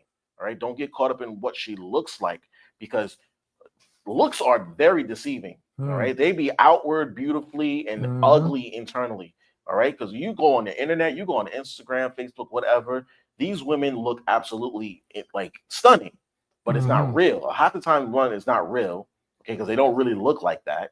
And number 2, a lot of them, they may have all these likes and followers and comments saying, oh my God, you look so beautiful. And then there's other men in their instant messages trying to do nasty things to them, saying all kinds of crazy things to them, like, showing their lust for them and this, that, and the third. And it's just like, on the inside, you have no idea what this woman's like. She might be the nastiest woman that you've ever met. So he's saying, don't gaze upon a maid. Lest thou fall by those things that are precious in her, right? Read on. 6. Give not thy soul unto harlot. And there you go. And Shannon gave his soul unto a harlot. He's giving his soul unto a harlot. And he wants to. And he wants to. That's the type of woman he wants. That's nasty. All right, read on.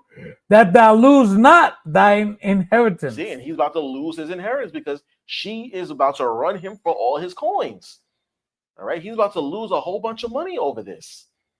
He's going to lose sponsorships. He stepped away from ESPN already for a few months, right? He's off TV, right? He's still got 2 podcasts, but he might lose that podcast deal, the $100 million deal, all because he wanted to lay with his harlot, right? Read on.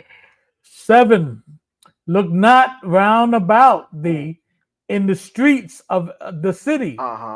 Neither wander thou in the solitary places thereof. Right. Don't go looking for that woman there anywhere, right? Go ahead. 8. Turn away thine eye from a beautiful woman. And look not upon another's beauty. Right. For many have been deceived by the beauty of a woman. There you go. Go ahead. For wherewith, herewith, for herewith, love is kindled as a fire. See, there you go. So he said, don't even look. Don't get caught up in what she looks like, okay? Because again, she's an OnlyFans model. She's supposed to not supposed to, but she looks like that on the regular. She's supposed to be very attractive. She's purposely showing off her assets, so to speak, to attract suitors. She's doing this on purpose, but inward, she is a harlot. This is the type of woman she is. Don't get caught up with women like that. Right? This is what the Most High is telling us. Don't get caught up with these harlots. I was about to use another word, but either way. Verse 10 or verse 9? Yeah, reverse. Sit not at all with another man's wife. Oh, there you go. Don't sit at all with another man. Don't even go out to lunch, dinner, nothing. If the woman's married, you are not supposed to have one-on-one time with her. All right? Read on. Nor sit down with her in thine arms. And spend not thy money with her at the wine. See, don't go out to no bars, no restaurants, no. If she's a married woman, you are not supposed to have one-on-one time with her. You either hang out with her in group settings, or you make sure her husband is present. Okay, you make sure her husband is present. You ain't supposed to be having one-on-one alone time with another man's wife. All right. Read on. Finish that verse. Lest thine heart incline unto her. Because you're going to fall for her. All right? Hold on. You're going to see why this man married her. Now you're going to start lusting after her. You're going to start coveting her. All right? So you're not supposed to have one-on-one time with another man's wife. All right? Go ahead. And so through thine desire, thou fall into destruction. There you go. You're going to fall right into destruction because you're going to drive a rift between her and her husband, right? And the Most High is going to judge you for that. Lay with another man's wife. The Most High is going to judge you for that. All right? Now jump to... That's 10. You want 10? No, I don't need verse 10. Get me... jump to chapter 26, verse 19. Give me that again. In Sirach. Yeah. Sirach 26, okay, verse 19.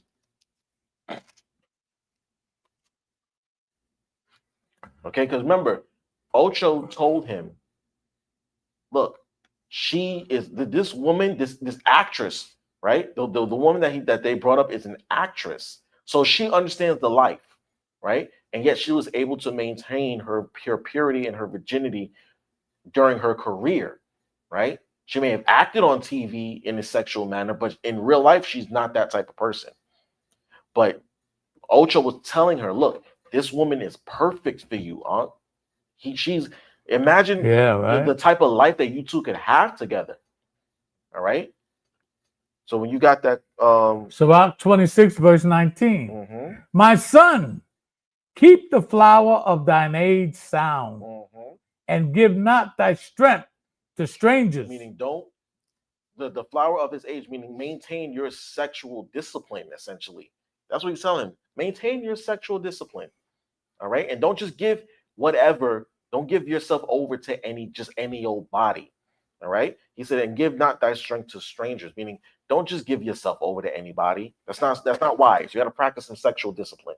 Mm-hmm. All right. And that's something that we as men have to also do. Practice that sexual discipline.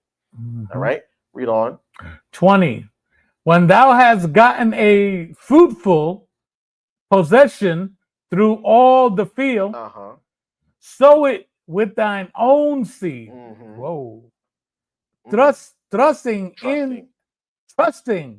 in the goodness of thy stock. So he's basically telling him, he's using the similitude of a field to a woman, right? When you have a fruitful possession, sow it with your own seed. When you find a good woman, you stay with her and you guys get together and create a family. Mm-hmm. Okay?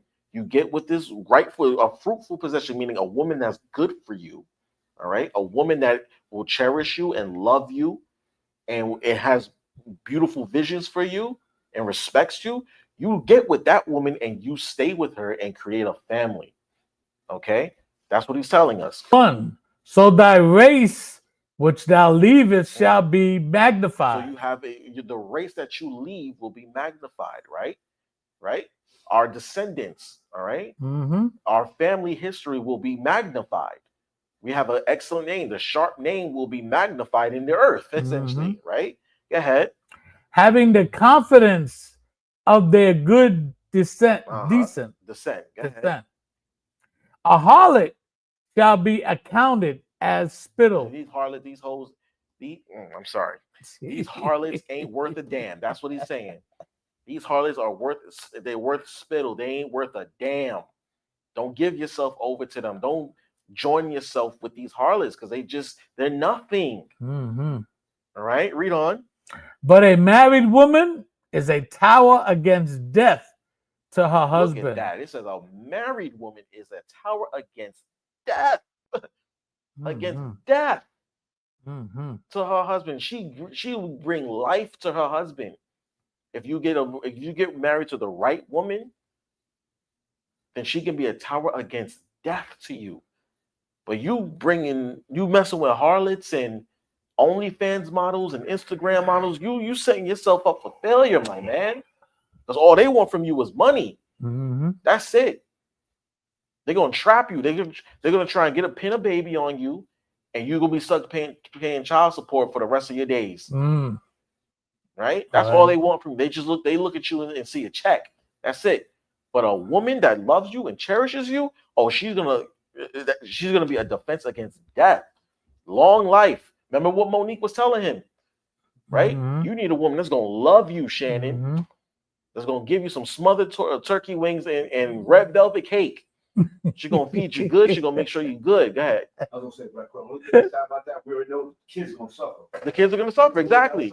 In situations like that, the children suffer. Mm-hmm. All right, because their mom is a harlot, their father is absent, and the relationship between them is just transactional. Mm-hmm. That's all it was. All right, read on. 23. A wicked woman is given as a portion to a wicked man. So check that out. So he said he wanted Miss Nasty, right? Mm-hmm. What does that say about Shannon? Yeah. That he's wicked on the inside.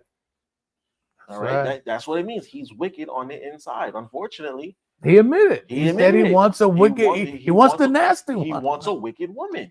Mm-hmm. See that quick, basically, all of this, a lot of them, they going broke. Yeah, they broke. They both sides take it. You know that? Yeah, they take from them. He's about to fall in. Exactly. He's about to lose everything that he worked for. He done think of all the injuries. Think about Shannon. I don't know if y'all know, but Shannon had 2 hip replacements after his career in the NFL. Right? 2 hip replacements. All the broken bones, all the concussions, all this, all that. You done broken whatever, right? You done torn whatever. Everything. Everything that he's done in the world of football and now in the world of media, everything that you worked for is about to be thrown away over a 19-year-old harlot. Is there wisdom in that? No. All right, let's read on. Okay. 24. A dishonest woman contempted shame. See, a dishonest woman like this girl that's accusing him of essay, she's dishonest. All right, she's being dishonest. All right, read on. But an honest woman will reverence her husband. There you go. Right, read on. A shameless woman. A shameless woman. That's what these Instagram models, these OnlyFans models, these girls who post themselves or who sell themselves on the internet, they're shameless. And what are they? Read on. Shall be counted as a dog. They're dogs. Right? The scripture says a shameless woman is a dog. A woman who shows her behind all over the internet, she's a dog. A woman who sells herself on the internet, she's a dog. Okay? A woman who tries to trap men in snares to get money out of them, guess what? They're dogs. All right?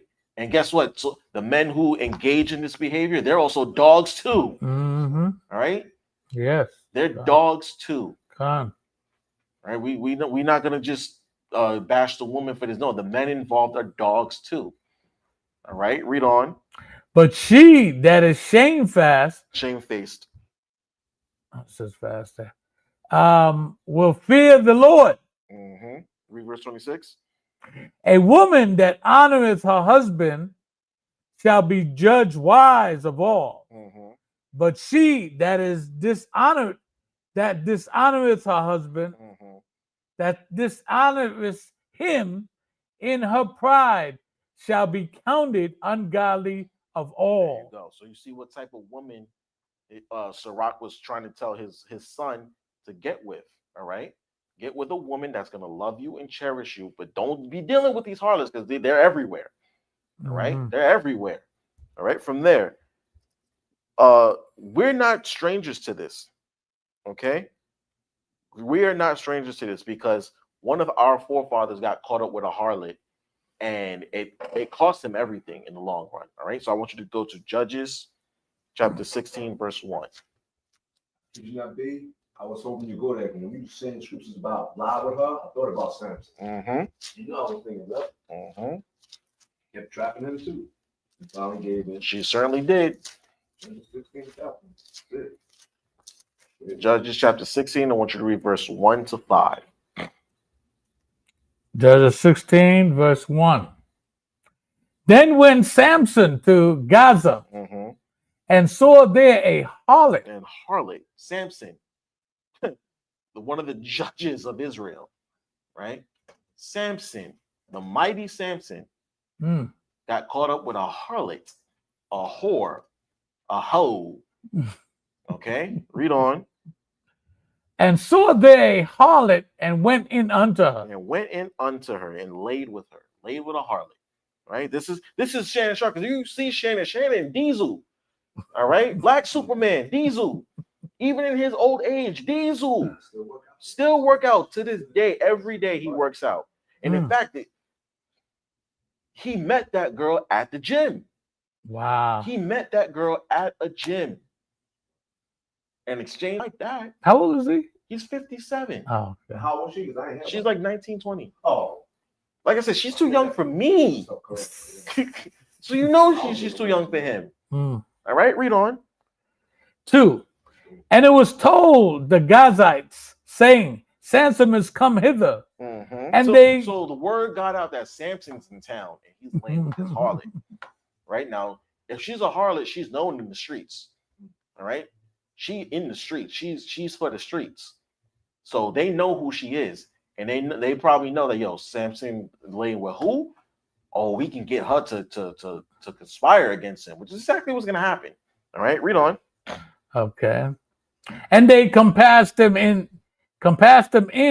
and laid wait for him all night in the gate of the city. So they laid wait for him in the gates of the city once they found out he was in town, plotting to kill him.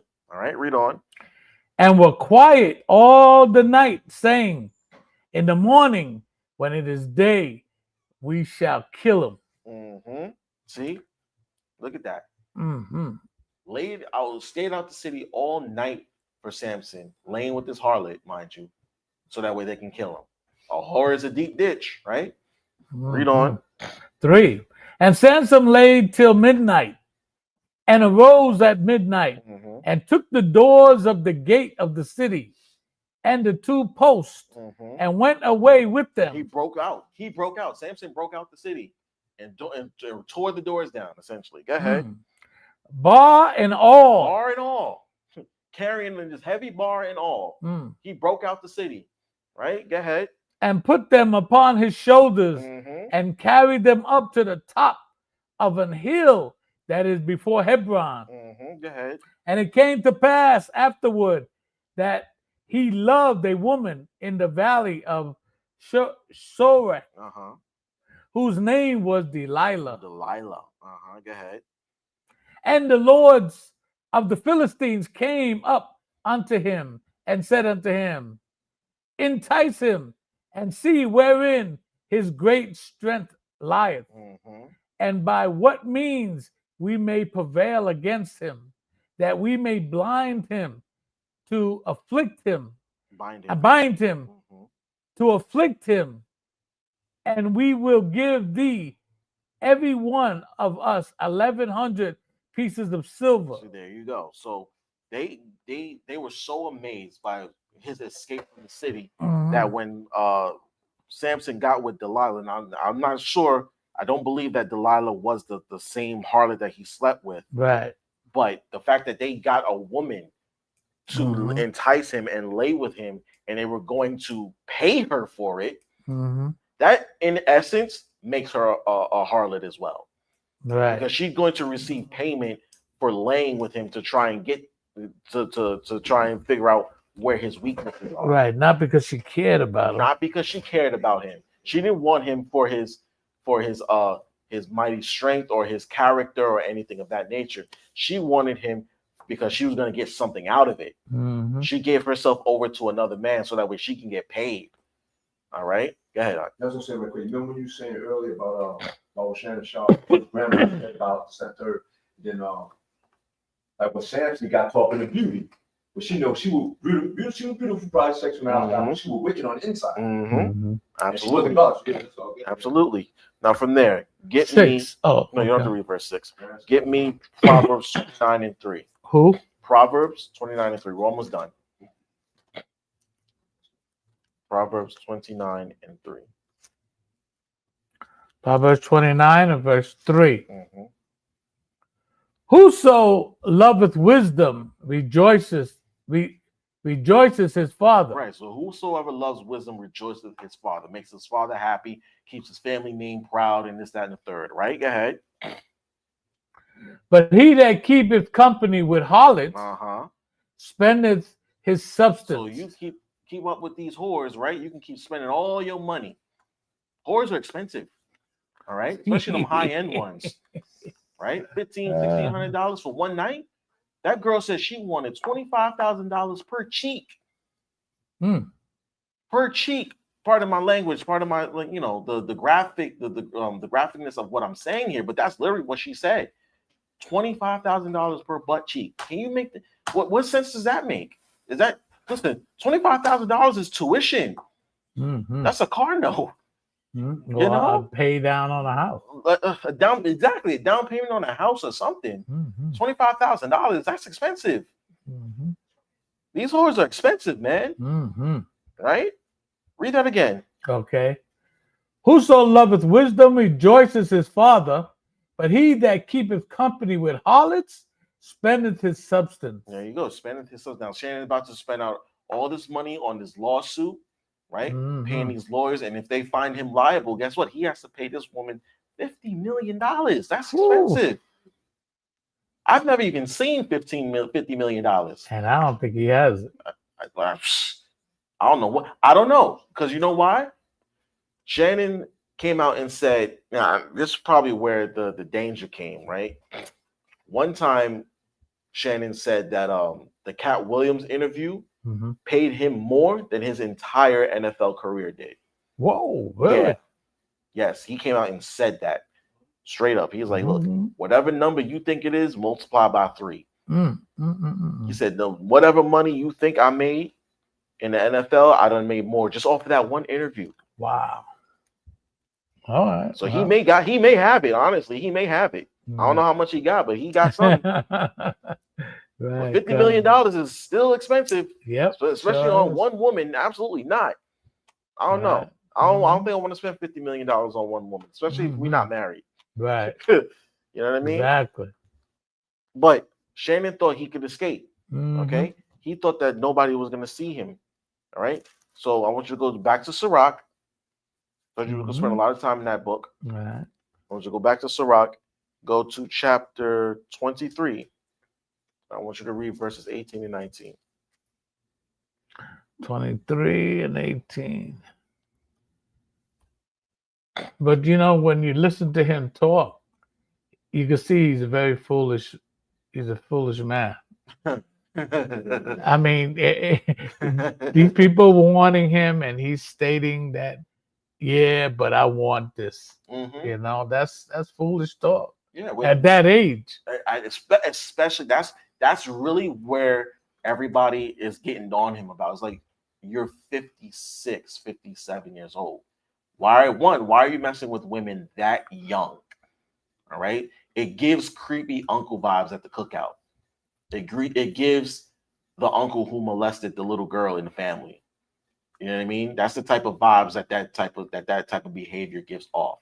Because unfortunately, in the Black community, we do have sexual predators within families. Mhm, mhm. Uncles and even fathers who molest little girls and young girls and whatnot. Mhm. They touch even and little boys too. It ain't just little girls. Right. We have a lot of child predators in the Black community, and we try to sweep it under the rug. But when this story came out and they found out who the girl was, it was like, come on, Shannon, you can do so much better than that. Why at that age, at your big old age, why are you messing with girls this young? She can't even legally purchase alcohol. Think about that. She's not 21 yet. She can't legally purchase alcohol. Why are you messing with her? She is way too young for you, right? And then we go back to what Monique and Cat Williams was telling you. You need a woman your age. Okay, get with a woman your age who can keep up with you, who can love you the way you. You need a woman who can recognize the sign of a stroke. You know what I mean? Who knows CPR, just in case. You know what I mean? Listen. You need a woman who understands you. These young girls don't understand you. They just want to check. God. You understand? Right. That's all it is. That's it. All right. Sirach 23 and 18. God. A man that breaketh wedlock. A man that breaks wedlock. Ricardo went over this a few weeks ago. A man that breaks wedlock, who's not who breaks the marital vows, right? Go ahead. Saying thus in his heart, who seeth me? Who sees me? Who knows about this? Right? Don't nobody know. I'm trying to be low and quiet about this. Who sees me? Right? Read on. I am compassed about with darkness. Nobody sees me. I'm what's done in the dark, right? Come on. The walls cover me, and nobody seeth me. And nobody sees me, right? What need I fear? The Most High will not remember my sin. There it is, right? Lord, forgive me for this. We sin preemptively thinking that the Most High is going to forgive us just off rip. Yeah. Not realizing, no, it don't always work like that. Right. All right. It doesn't always work like that. Sometimes the Most High forgives, but a lot of times he's just like, yo, I'm gonna hold this against you in the end. All right. I'm gonna bring this up in the end. All right. Or he's gonna put you through it. I'm gonna put you through it. Yeah. Go ahead. 19. Such a man only feareth the eyes of men. They think that they fear man's punishment. Right? What man can do to you. Right? They only fear that. Or that your name is going to get sullied in the streets, right? Go ahead. And knoweth not that the eyes of the Lord are 10,000 times brighter than the sun. Brighter than the sun, right? The Lord sees everything. Everything that we think that nobody can see, the Most High sees it all. He got angels everywhere. He's looking, reporting back to him. Yo, this. Okay, this brother did this today. This sister did that. They didn't think that we saw them. Nobody saw them, but we did. All right. So put that on the books. Yeah. Put that in their books. Mm-hmm. All right. Put that on this rap sheet. Right. Because when your rap sheet gets called, you go, okay, you remember on such and such date you did that, right? Mm-hmm. And you're gonna go, what? You remember that? Oh yeah, we kept record of that. Mm-hmm. We know what you was wearing that day. Mm-hmm. We know what time of day it was snowing on January 13th, 2025, and you was doing this. We saw you. Mm-hmm. And guess what? Now you have to pay for that. The judgment for this, okay, yeah. Into the pit you go. Mm-hmm. He got angels watching over you every second while you sleep, right? And when you wake up, the first things that you do, they take note of. The good work, your good works and your evil works, they take note of those things. And they report back to the Most High every time. And they hold the records, they put it in your books, okay? And keep record of it until the final judgment comes. And when the final judgment comes, they're going to weigh all these things out, the evil that you've done versus the good that you've done, and whichever one is heavier. That's the judgment. That's the judgment. You can either receive everlasting life or you can receive eternal damnation. Pick a side. Like, be careful what you do in the dark. You don't know who's watching. Yep. The Most High is watching you. 10,000 times. And Shannon thought that he was low with it because nobody knew about this. It just came out of the blue. Wow. This came out, a week and a half ago? And it came out of the blue. I remember one of his ESPN co-hosts, Stephen A. Smith, he said, we found out 2 minutes before we went on air that this happened, that the lawsuit came out. 2 minutes before they went on the air. The show starts at 10 o'clock. They found out 9:58 that the lawsuit came down. Wow. And it's like, whoa, where'd this come from? Wow. Right. Was that in on that? No. Okay, it says, beholding all the ways of men. See, looking at everything that we do, watching everything that we do, what we watch, what we consume, what we eat, what we say to each other, what we say inside our minds and our hearts. He weighs all of those things. He takes note of all those things, right? Read on. And considering the most secret parts. And consider whatever thing that you really think that you can hide from the Most High, you can't. Gone. And Shannon thought that he could just skate on by. No, brother. No. Sorry, but no. Okay? No, it's not going to work that way. All right? So we see Shannon was warned. He was warned, and he should have found him a wife down with. He, like I said before, he's 57, 56, 57. He should have been married at least for 15 years now. At the least. When I know the pro athletes get a bad rap for, their promiscuity because they live life on the road.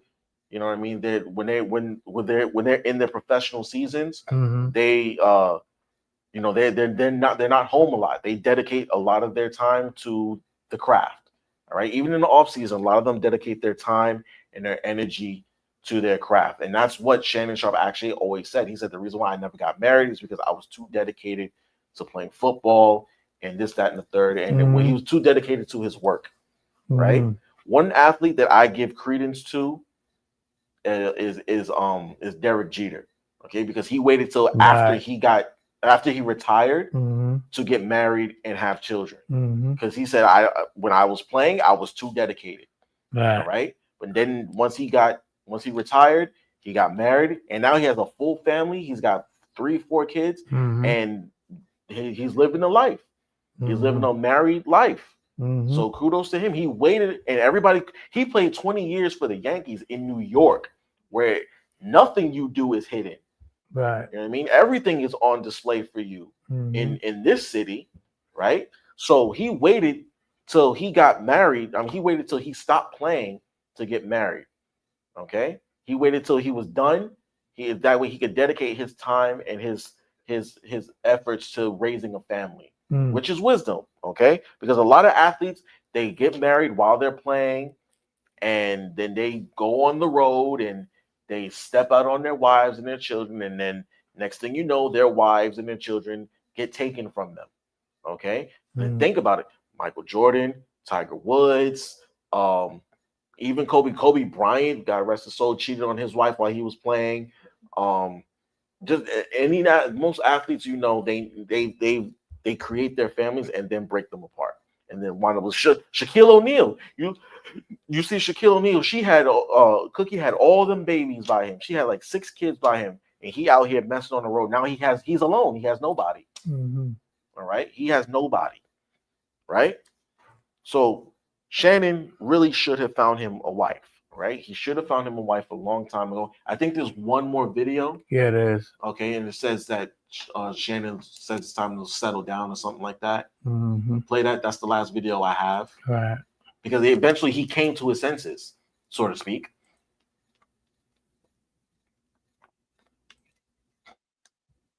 I think that's it. What does it say at the bottom? It's time. What's the UNC? Is ready to settle down. There you go. Okay. Yes, play that. That's it right there. Look like you got them all. Says he will not be getting married until he wins the Super Bowl. I don't think I'm ready to get married anytime soon. I'm trying to win a Super Bowl, Ocho. See, pause. What you think? So you see, again, a lot of athletes, they're starting to wise up. A lot of athletes are saying, look, it's not smart to get married while I'm playing. Okay, because I can't dedicate my time and my efforts to my wife. I'm too focused on the craft to focus on my family. Okay, one athlete I will give credit to is LeBron James, because he married his high school sweetheart. Right, he stayed with her his entire career, 22 years. He's been playing 22 years now, and you don't hear any scandals about LeBron James cheating on his wife. They have, I think, 3 or 4 kids together, and she stays out of the way. She stays out of the spotlight. Okay, he stayed with her his entire career. All right, and you don't hear anything about LeBron James stepping out on his wife, cheating on her, or anything of the sort. Okay, he's committed to her and being one of the greatest players that has ever played the game. So he's in that rarefied space where he's a high performing and high profile athlete, and was able to maintain and keep his family together. Okay, but a lot of them are not like that. But a lot of them are starting to follow that trend of, I'm gonna wait till I get married. I'm gonna wait till.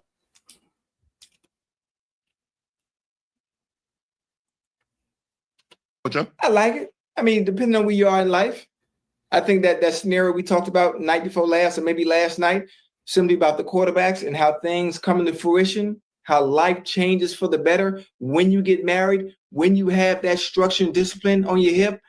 A man that finds a wife finds a good thing for the quarterback situation. For some reason, I didn't even watch the video that far, but I knew that was where he was going. Okay, because we're actually gonna get that. Read that real fast, because I actually have that written down. Okay, Proverbs 18:22. Stay on the video, but read that scripture real fast, please. Proverbs 18. Proverbs 18:22.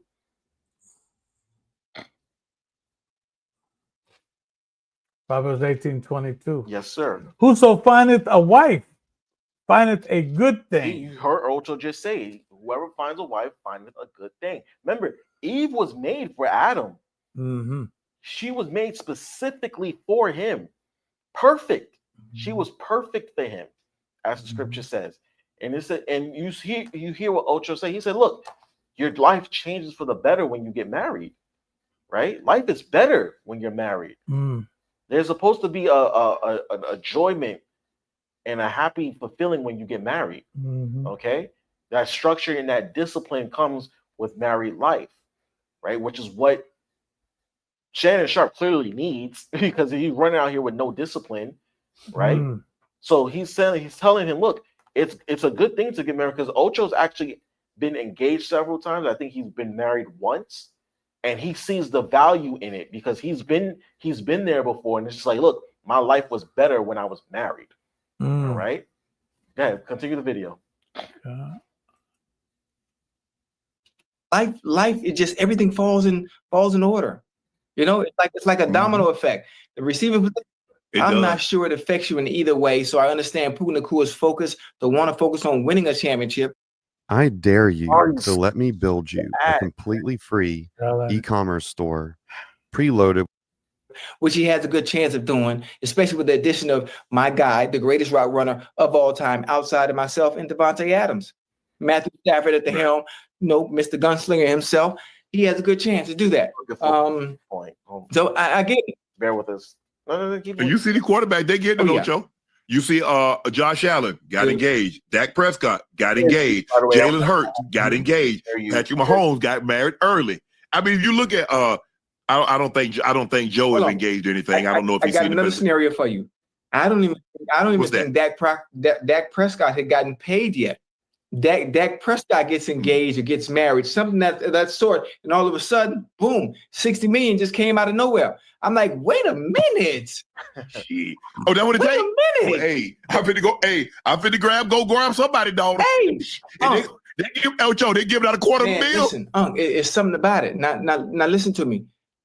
I told you, I'm trying to get you on the same page for a very long time. You got to pull the trigger. I'm telling you, man.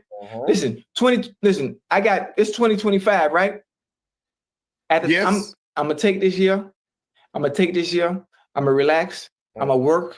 I'm gonna grind. I'm gonna have some. I ain't gonna have no fun. I'm gonna grind. At the top of 2026, I'm going into 2026 with a ring on my finger. See, I'm getting married. See, I ain't got time to play. I ain't got time to play, boy. Life is short. I'm on the back half now. I ain't got that many more good years left in me. You hear me? I ain't got too many more. I'm talking about good years. See, Chad is about 10 years younger than Shannon. Okay, Chad is in his mid-40s, and he's like, you see that he sees the value in it already. He's like, look, I ain't got that many good years left. It's time to stop playing. Right. I'm gonna get married. Okay. He said by 2026, we already like almost halfway through 2025. He said by 2026, I'm gonna be married. I don't want to play no more. I'm gonna work. And by the time this year, next year, I'm gonna be married. So you see, he sees the value in it. Okay. Play on. Listen, my 20s, my 30s, but I'm finna be 50, huh? I ain't got time to be playing. Man, what we talking about? Let's think about it. We talking about? Like, really think about where we are in life. Seriously. We done played around in our 20s, having fun. We done played around in our 30s, having fun. We done played around in our 40s. I'm finna be 50. What we doing, baby? See? I'm finna get married. I ain't got time for this shit. Excuse me, I ain't mean to curse. I've been doing real good. Press pause. I'm sorry. You see what he's finally coming to that realization. It's like, and this is why a lot of people think that men don't mature until a certain age. So we get like well into our 30s and 40s. It's just like, brother, you've been playing for 30 years almost. You've been messing around in the streets for damn near 30 years. What are you doing? It's time to settle down. It's been time to settle down, honestly. And be somebody's husband. Take heed to your life and hit certain checkpoints and say, okay, this is where I'm at in my life. That's what Ocho did. He said, I've hit certain checkpoints in my life, and I'm like, okay, what am I doing? He had a wake up call and said, all right, okay, it's time to stop playing. And we can't play like this. And it's so comforting to see Black men talk about marriage in such a positive way, because the world teaches us that marriage is just not, it's just something like, it's nothing of no value, right? Or that it's just a piece of paper. And the scriptures teach us otherwise. We're going to get into it because we're almost done. But you see that Chad is trying to, as you can see, he's been trying to tell Shannon all this time, look, you got to stop playing, huh? You got to stop playing around. It's time to settle down and take this thing seriously, because we ain't got that many good years left. And you don't want to be some old man who's alone and you ain't got nobody, right? You got nobody to share all this with, all this life and all this wealth with, Right. because your children, you know what I mean? You need somebody to share this with while you still living, right? Because when you gone, you gone, right? Shannon got any kids? He has like 3 or 4 kids. Okay. He got 3 or 4 kids. Mm-hmm. So yeah, imagine how they feel. Like you said, imagine how they feel when they hear that their father was messing around with some 19-year-old, 20-year-old, and now she's suing him for a whole bunch of money. Right. If my father came to me and told me I got me a 19-year-old, 20 girlfriend, I'd laugh both of them to scorn. I would. I'll clown both of them, especially her. You really think my father's gonna take care of you? I wouldn't even look at her like a stepmother. I'd look at her like a little sister or something. Girl, you 19, 20, you can't buy alcohol. Get out of my face. And get out of my father's house. Go back to your father's house, as a matter of fact. Get away from mine, go back to yours. My father can't do nothing for you, and you can't do nothing for him. Get away from him. All right? And you, old man, you should know better. Right. Right? You should know better. Yeah, continue to play the video. Because Shannon eventually comes to the realization that, yeah, all right. Wait, before you start talking, you see his face. He's like, oh, crap. It's stressing him. It's stressing him out, right? Because he know the brother's right. He's right, exactly. But his appetites are overtaking him. Absolutely. Go ahead. He's being tormented. Ocho. Talk to me. You remember the song? Come on, don't make me cry now. Gee, isn't it funny how time just slips on away?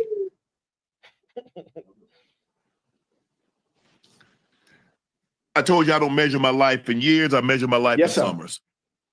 And I'm constantly thinking I'm waiting on my blood work to come back so I can see what my is everything's okay, my physical.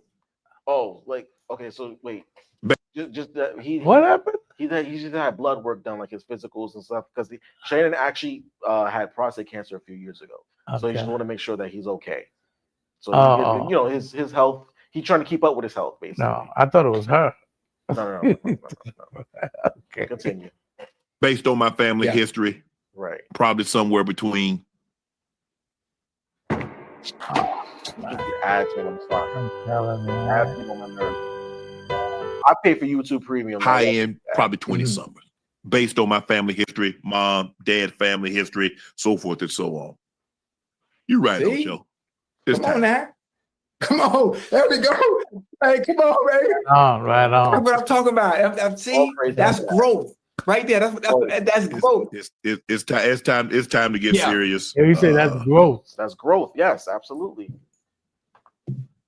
Absolutely. I'm with you when you're right now. Come on, take your time. It's just all this, you win awards, you lived your dream, you've done a great job trying to raise kids. And there are times I think, like, damn, everything that I've accomplished. Take the football aside, that's done. Now, who are you doing it for? Why are you doing it? And don't you want somebody to share that ride with? There you go. Come on, man. See? I'm sure driving cross country is fun.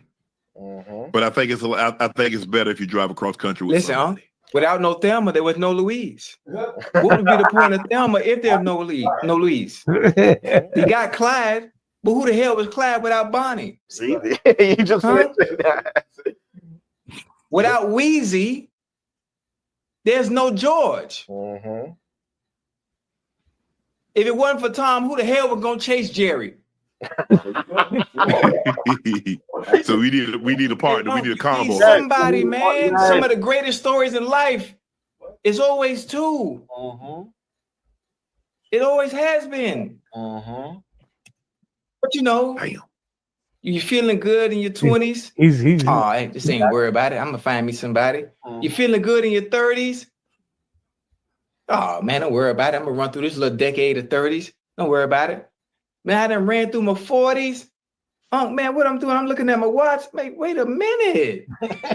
I'm on the back end now. I'm on the back end. I done climbed the mountain and I'm scaling over the mountain now to go downhill. Yeah. Man, what we talking about? And the time went by so fast. Yes. It did, bro. What the hell? And it just dawned on me, like not too long ago, man, what the am I doing? Like I'm just acting like I can't get this time back. I'm wasting. So it make it easy for me to move a certain way based on I can't get this back. Right. I can't. Nope. Right. Nope.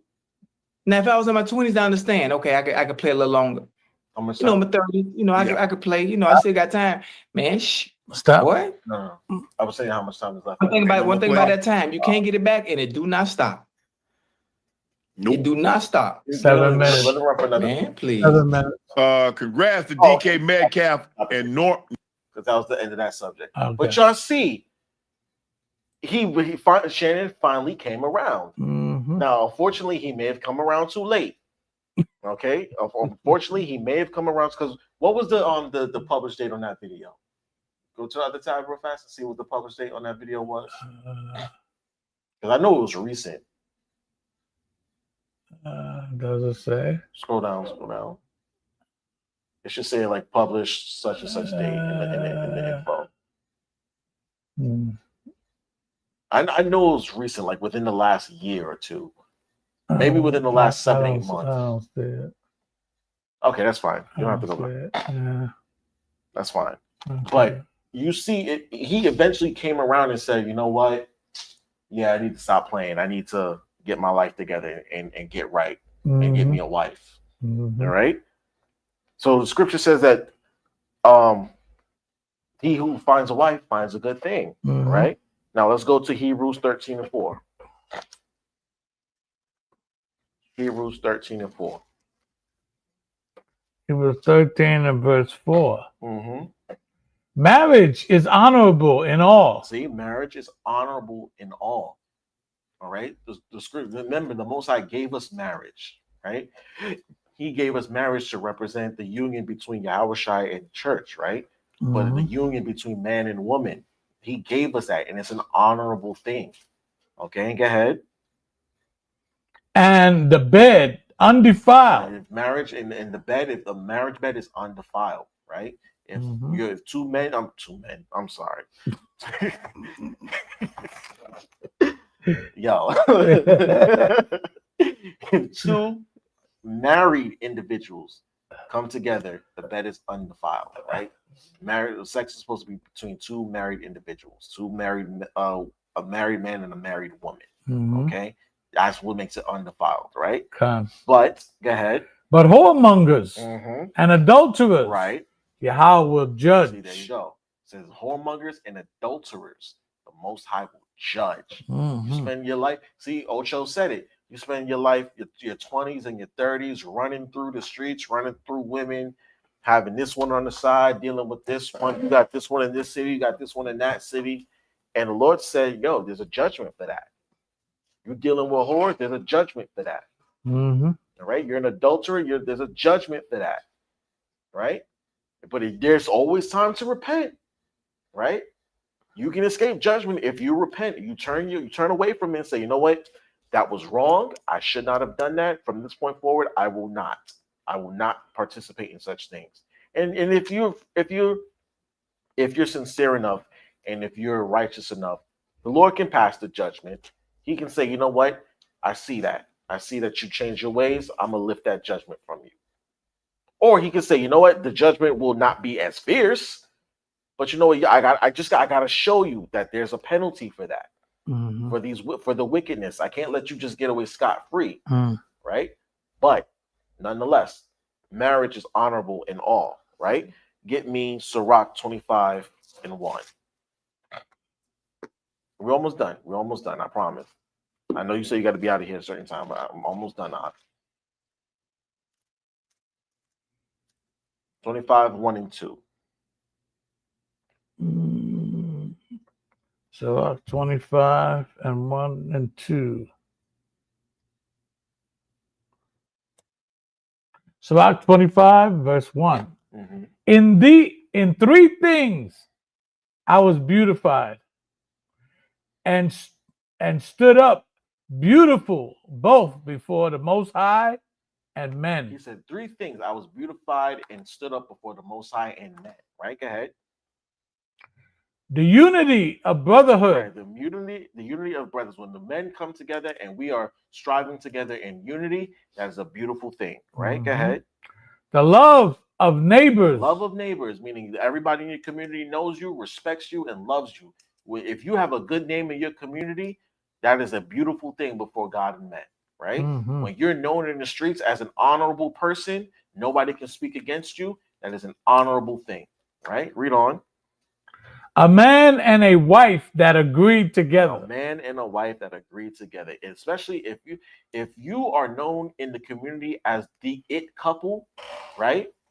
If you're the it couple or the model of marriage, like you ever been lived in a particular neighborhood and this old couple has been together for 50 years or something like that. They've been together for so long. People respect that and love that. And they're beautified before the Most High Man. It's a beautiful thing when you have been married for so long and people know you and love you and people can come to your wife if you like there's certain women in the hood that you can come to her or she watches your children for you and her husband comes home from work and everybody knows who he is and he might be the neighborhood handyman or whatever have you. Those types of couples that are known in the streets, they're beautified before God and men. Nobody respects them. Nobody tries to step between them. Nobody tries to break their marriage. Nobody tries to do no nonsense. Okay, right? Those things are beautiful. Listen, also talk about. Remember I mentioned LeBron James earlier, how he and his wife have been together since they were teenagers, and everybody respects them. Nobody tries to step to his wife, right? Nobody tries to get at her behind their back. Why? Because they respect LeBron James as a man, as a father, as a husband. Okay, they know who he is. His name is known all throughout the world. So nobody tries to step to her. Nobody tries to deal with her through the back chambers. It's the same thing with what's his name, Steph Curry. He plays for the Golden State Warriors. He's been married to his wife for however long. I think they got married in college or right after college. And it's the same thing. Everybody respects him, so nobody tries to get at his wife behind her back. And she actually felt some type of way about that. She was like, "Why does nobody, try to, you know what I mean? Nobody looks at me anymore." And it's like, "Well, because we respect your marriage." We respect your husband. She couldn't figure that out. Yeah, she couldn't figure that out. She was confused. She was like, nobody, like people stopped trying to, like men stopped trying to flirt with me and this, that, and the third. She was like, it was like, yeah, because you're married to one of the most respected men in America, in the world. Why would we? That's a beautiful thing. You should be happy that nobody's trying to talk to you. Yeah. Okay. Everybody respects your marriage. She has it twisted. Definitely. We were all confused. Everybody was confused. Like, why would you do that? Yeah. I'll say right quick. It's a lot of things, but I heard a lot about them. LeBron James, a lot of them had what I had. And Stephen in prison, his wife. That's a lot of stuff. I don't know if people see on my phone. I don't believe none of that. I don't believe none of that stuff. All right. I don't believe everything that I hear when it comes to celebrities and their marriages. But from what I understand, everybody respects those two athletes and their marriages because of the men that they are, right? They're widely respected among their peers. They're widely respected in their communities, and they're widely respected around the world. And because their wives are respectable women, right? Everybody respects them as a married couple.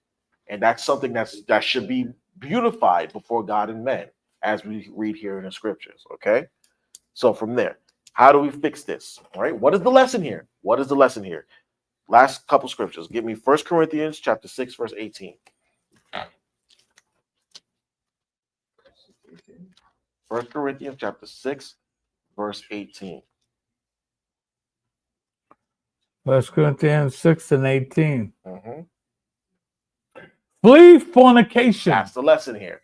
Flee fornication. What is fornication? Any sexual sin, sexual immorality, right? Run away from that type of stuff. Let's not commit fornication. Okay. That's that fooling around. Yeah, that fooling and messing around, non-committal. We're friends with benefits and sneaky links and all that, dealing with Instagram models on the low and OnlyFans and all that nonsense, right? Flee from that thing, right? Go ahead. Every sin that a man doeth is without the body. Right. Any sin that a man commits, when it says without the body, meaning he did that on his own. The church did not sanction that. That's what he means by the body. He's talking about the congregation. When a man commits sin, he did that on his own. We did not sanction that. We did not approve of that. We didn't send him to do it. All right. Any sin that a man commits, he does without the body. All right. He did that on his own. Right. Go ahead. But he that committed fornication sinneth against his own body. Sinneth against your own body. When you commit fornication, you're doing damage to yourself. Okay? When you commit fornication, you're doing damage to yourself. Why? Because you are disabling your ability to form connections with the opposite sex. All right?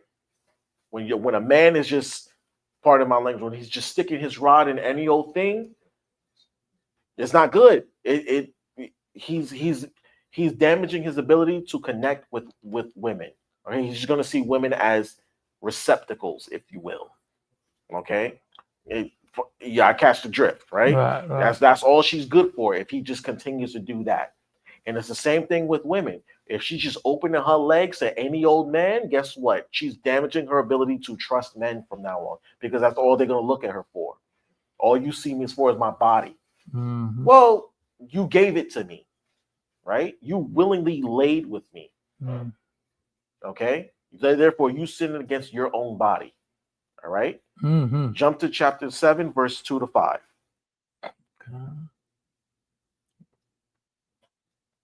1 Corinthians 7 and 2. Nevertheless, to avoid fornication. Right. See, one of the best ways, the best way to avoid fornication, right, is to do what? Read on. Let every man have his own wife, and let every woman have her own husband. Get married. That's basically what we say. Marriage is a defense against fornication. Okay? To avoid fornication, to avoid all these non-committal sexual relationships, and to avoid committing sexual sins, get married. Lay with your husband, lay with your wife. Okay? That's how you avoid fornication. And you saw that's what Shannon came to. He came to that entered his mind and said, you know what? It entered Ocho's mind. He was like, you know what? It's time. I can't do this anymore. I can't live like this. Okay? I can't keep running the streets like this. It's time to settle down with a woman and make her mind and tie it up. All right, tie the knot. Let's get it. It's time. All right, read on. Let the husband render unto the wife due benevolence. Right, due benevolence, meaning husbands, please your wives physically, so to speak. Okay, don't be afraid to physically please your wife. All right, read on. And likewise also the wife unto the husband. There you go. See, it has to be reciprocal. It has to be. Remember, the Most High gave us sex between men and women so that way we can form a connection with each other. And so that way we can procreate. But the byproduct of it is that it's a reason it feels good. Okay? There's a reason for that. Most animals have sex just for the purpose of procreation. It's just something instinctual to them, right? They just do it out of instinct. But humans, we have sex so that way we can form a connection with each other. Okay, go ahead, Art. We the only ones that do it face to face. Exactly. Only creatures that do it face to face. Exactly. You have to look into her eyes when you're laying with her, right? That way you can form that bond. You're forming a covenant, okay? Because you're exchanging bodily fluids with each other. And two, when you look into each other's eyes when you're in the act, you're forming a connection with each other. And your body releases certain chemicals that form that bond with each other. All right? And the Lord gave it to us for that reason. He wants us to have a bond with each other. He didn't just want us to be like the animals that just lay with each other just so that they can procreate. All right. Read on, verse 4. The wife had not power over her own body, but the husband. Right, the husband has sexual access to the woman, to his wife. Okay, and he's the only one that should. She should not be laying with anybody else. All right. Notice it says husband and wife. It doesn't say just boyfriend, girlfriend, or jump off or whatever. Right? It says the wife has not power over her own body, but the husband. She sexually belongs to her husband. All right, read on. And likewise, also the husband had not power over his own body, but the wife. See, there you go. And it's reciprocal. Okay. If she wants some, she has to get it from her husband. And if he wants some, he has to get it from his wife. Okay. They belong to each other sexually, physically. All right. Read verse 5, please. Defraud ye not one another, except it be with consent for a time. Right. So he's saying defraud ye not one another, meaning don't withhold sex from each other unless it's for a genuine purpose, like this. Go ahead. That ye may give yourselves to fasting and prayer. See, you're trying to strengthen your spiritual bond with each other, and a lot of times it's to withhold sex for a while, to go abstinent for a time as husband and wife, so that way y'all can strengthen each other's bond, the bond that y'all have with each other, right? But he's saying don't defraud each other. I mean, like you see how sometimes the wife will withhold sex from her husband just because she doesn't feel like it, or she'll say, oh, I got a headache and this, that, and the third, or whatever, this, that, and the third, I'm tired. He's saying don't do that. Don't withhold sex from each other out of spite, out of jealousy, or out of anger. But just if you're going to withhold sex from each other, do it for a genuine purpose, like you're strengthening your fasting and prayer. All right, go ahead. And come together again, that Satan tempt ye not for your inconsistency. Your incontinency, meaning so that way you guys don't stray from each other, right? That way you don't commit fornication with somebody else or commit adultery. Okay. Now, lastly, Shannon clearly has a lust spirit on him. Clearly, as a lot of us do. Now, how does he get rid of it? One, remember, we just mentioned flee fornication, get married. Right? He should get married, and he's coming to that conclusion. All right. Now, how else can he get rid of it? Get me. Give me 1 second. I know where it's at. Get me 1 second. Bear with me. I know where it is. Hold on. It just popped into my head. Give me 1 second. This kind goes out, not out, but by fasting and prayer.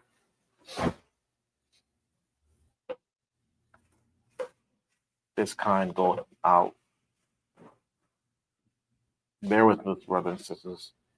Matthew 17, 21, 23. There we go. I was right there.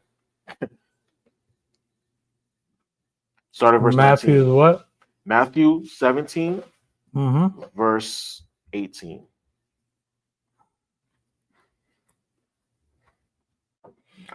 Matthew 17, verse 18. Right, because this is when the disciples came to Yahushua and asked him to remove a spirit off an individual that they couldn't. Okay, the spirit had a very strong hold on a particular individual, and Yahushua was like, okay, all right, I guess I got to do your job too, huh? And he came and healed that individual, and they were amazed. Right, go ahead.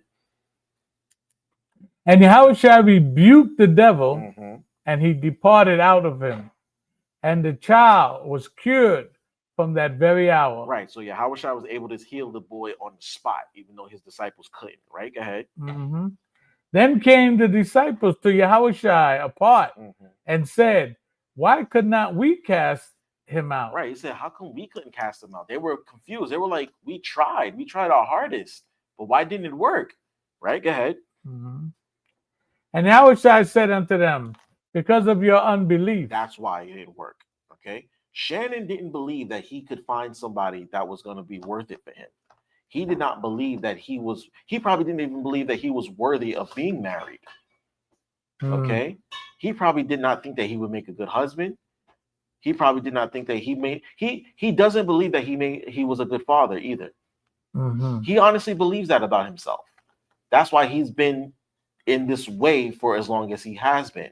Okay, because he doesn't believe in himself. All right, read on. And Yahushua said unto them, because of your unbelief. Right. For verily I say unto you, if ye have faith as a grain of mustard seed, ye shall say unto this mountain, remove hence to yonder place, and it shall remove. Right. And nothing shall be impossible unto you. Right. So he's saying, listen, if you just had a little bit of faith, if you really believed it, it would work. Okay, we talk about it all the time. A mustard seed is this small, but it grows into a huge tree. And he said, if you have faith just as big as this, just a little bit of faith, you'll be fine. You can do wonders. You can do the impossible. So really, honestly, if Shannon just believed in himself and said, hey, look, you know what? I may have messed up before, may not have been a good partner in the past, may not have been a good father in the past, but you know what? I still have time to get it right. I'm gonna work on it. I'm gonna try my hardest, and I'm gonna, turn this thing around. All right, read on. Howbeit, this kind goeth out not this. Slakia. Howbeit, this kind goeth not out, but by prayer and fasting. By prayer and fasting. So certain spirits can only be removed by prayer and fasting. And I tell you right now, that lust spirit can only be removed by prayer and by fasting. So he might have to do some of that before some serious praying and some serious fasting. Because he's going to need it now too. Yeah. All right. When he's going through this lawsuit, this ordeal, he's going to need some prayers, and he's going to need the fast, because his life is on the line, really. Even though it's just a civil suit, his life, his reputation, and his livelihood is on the line here. All right.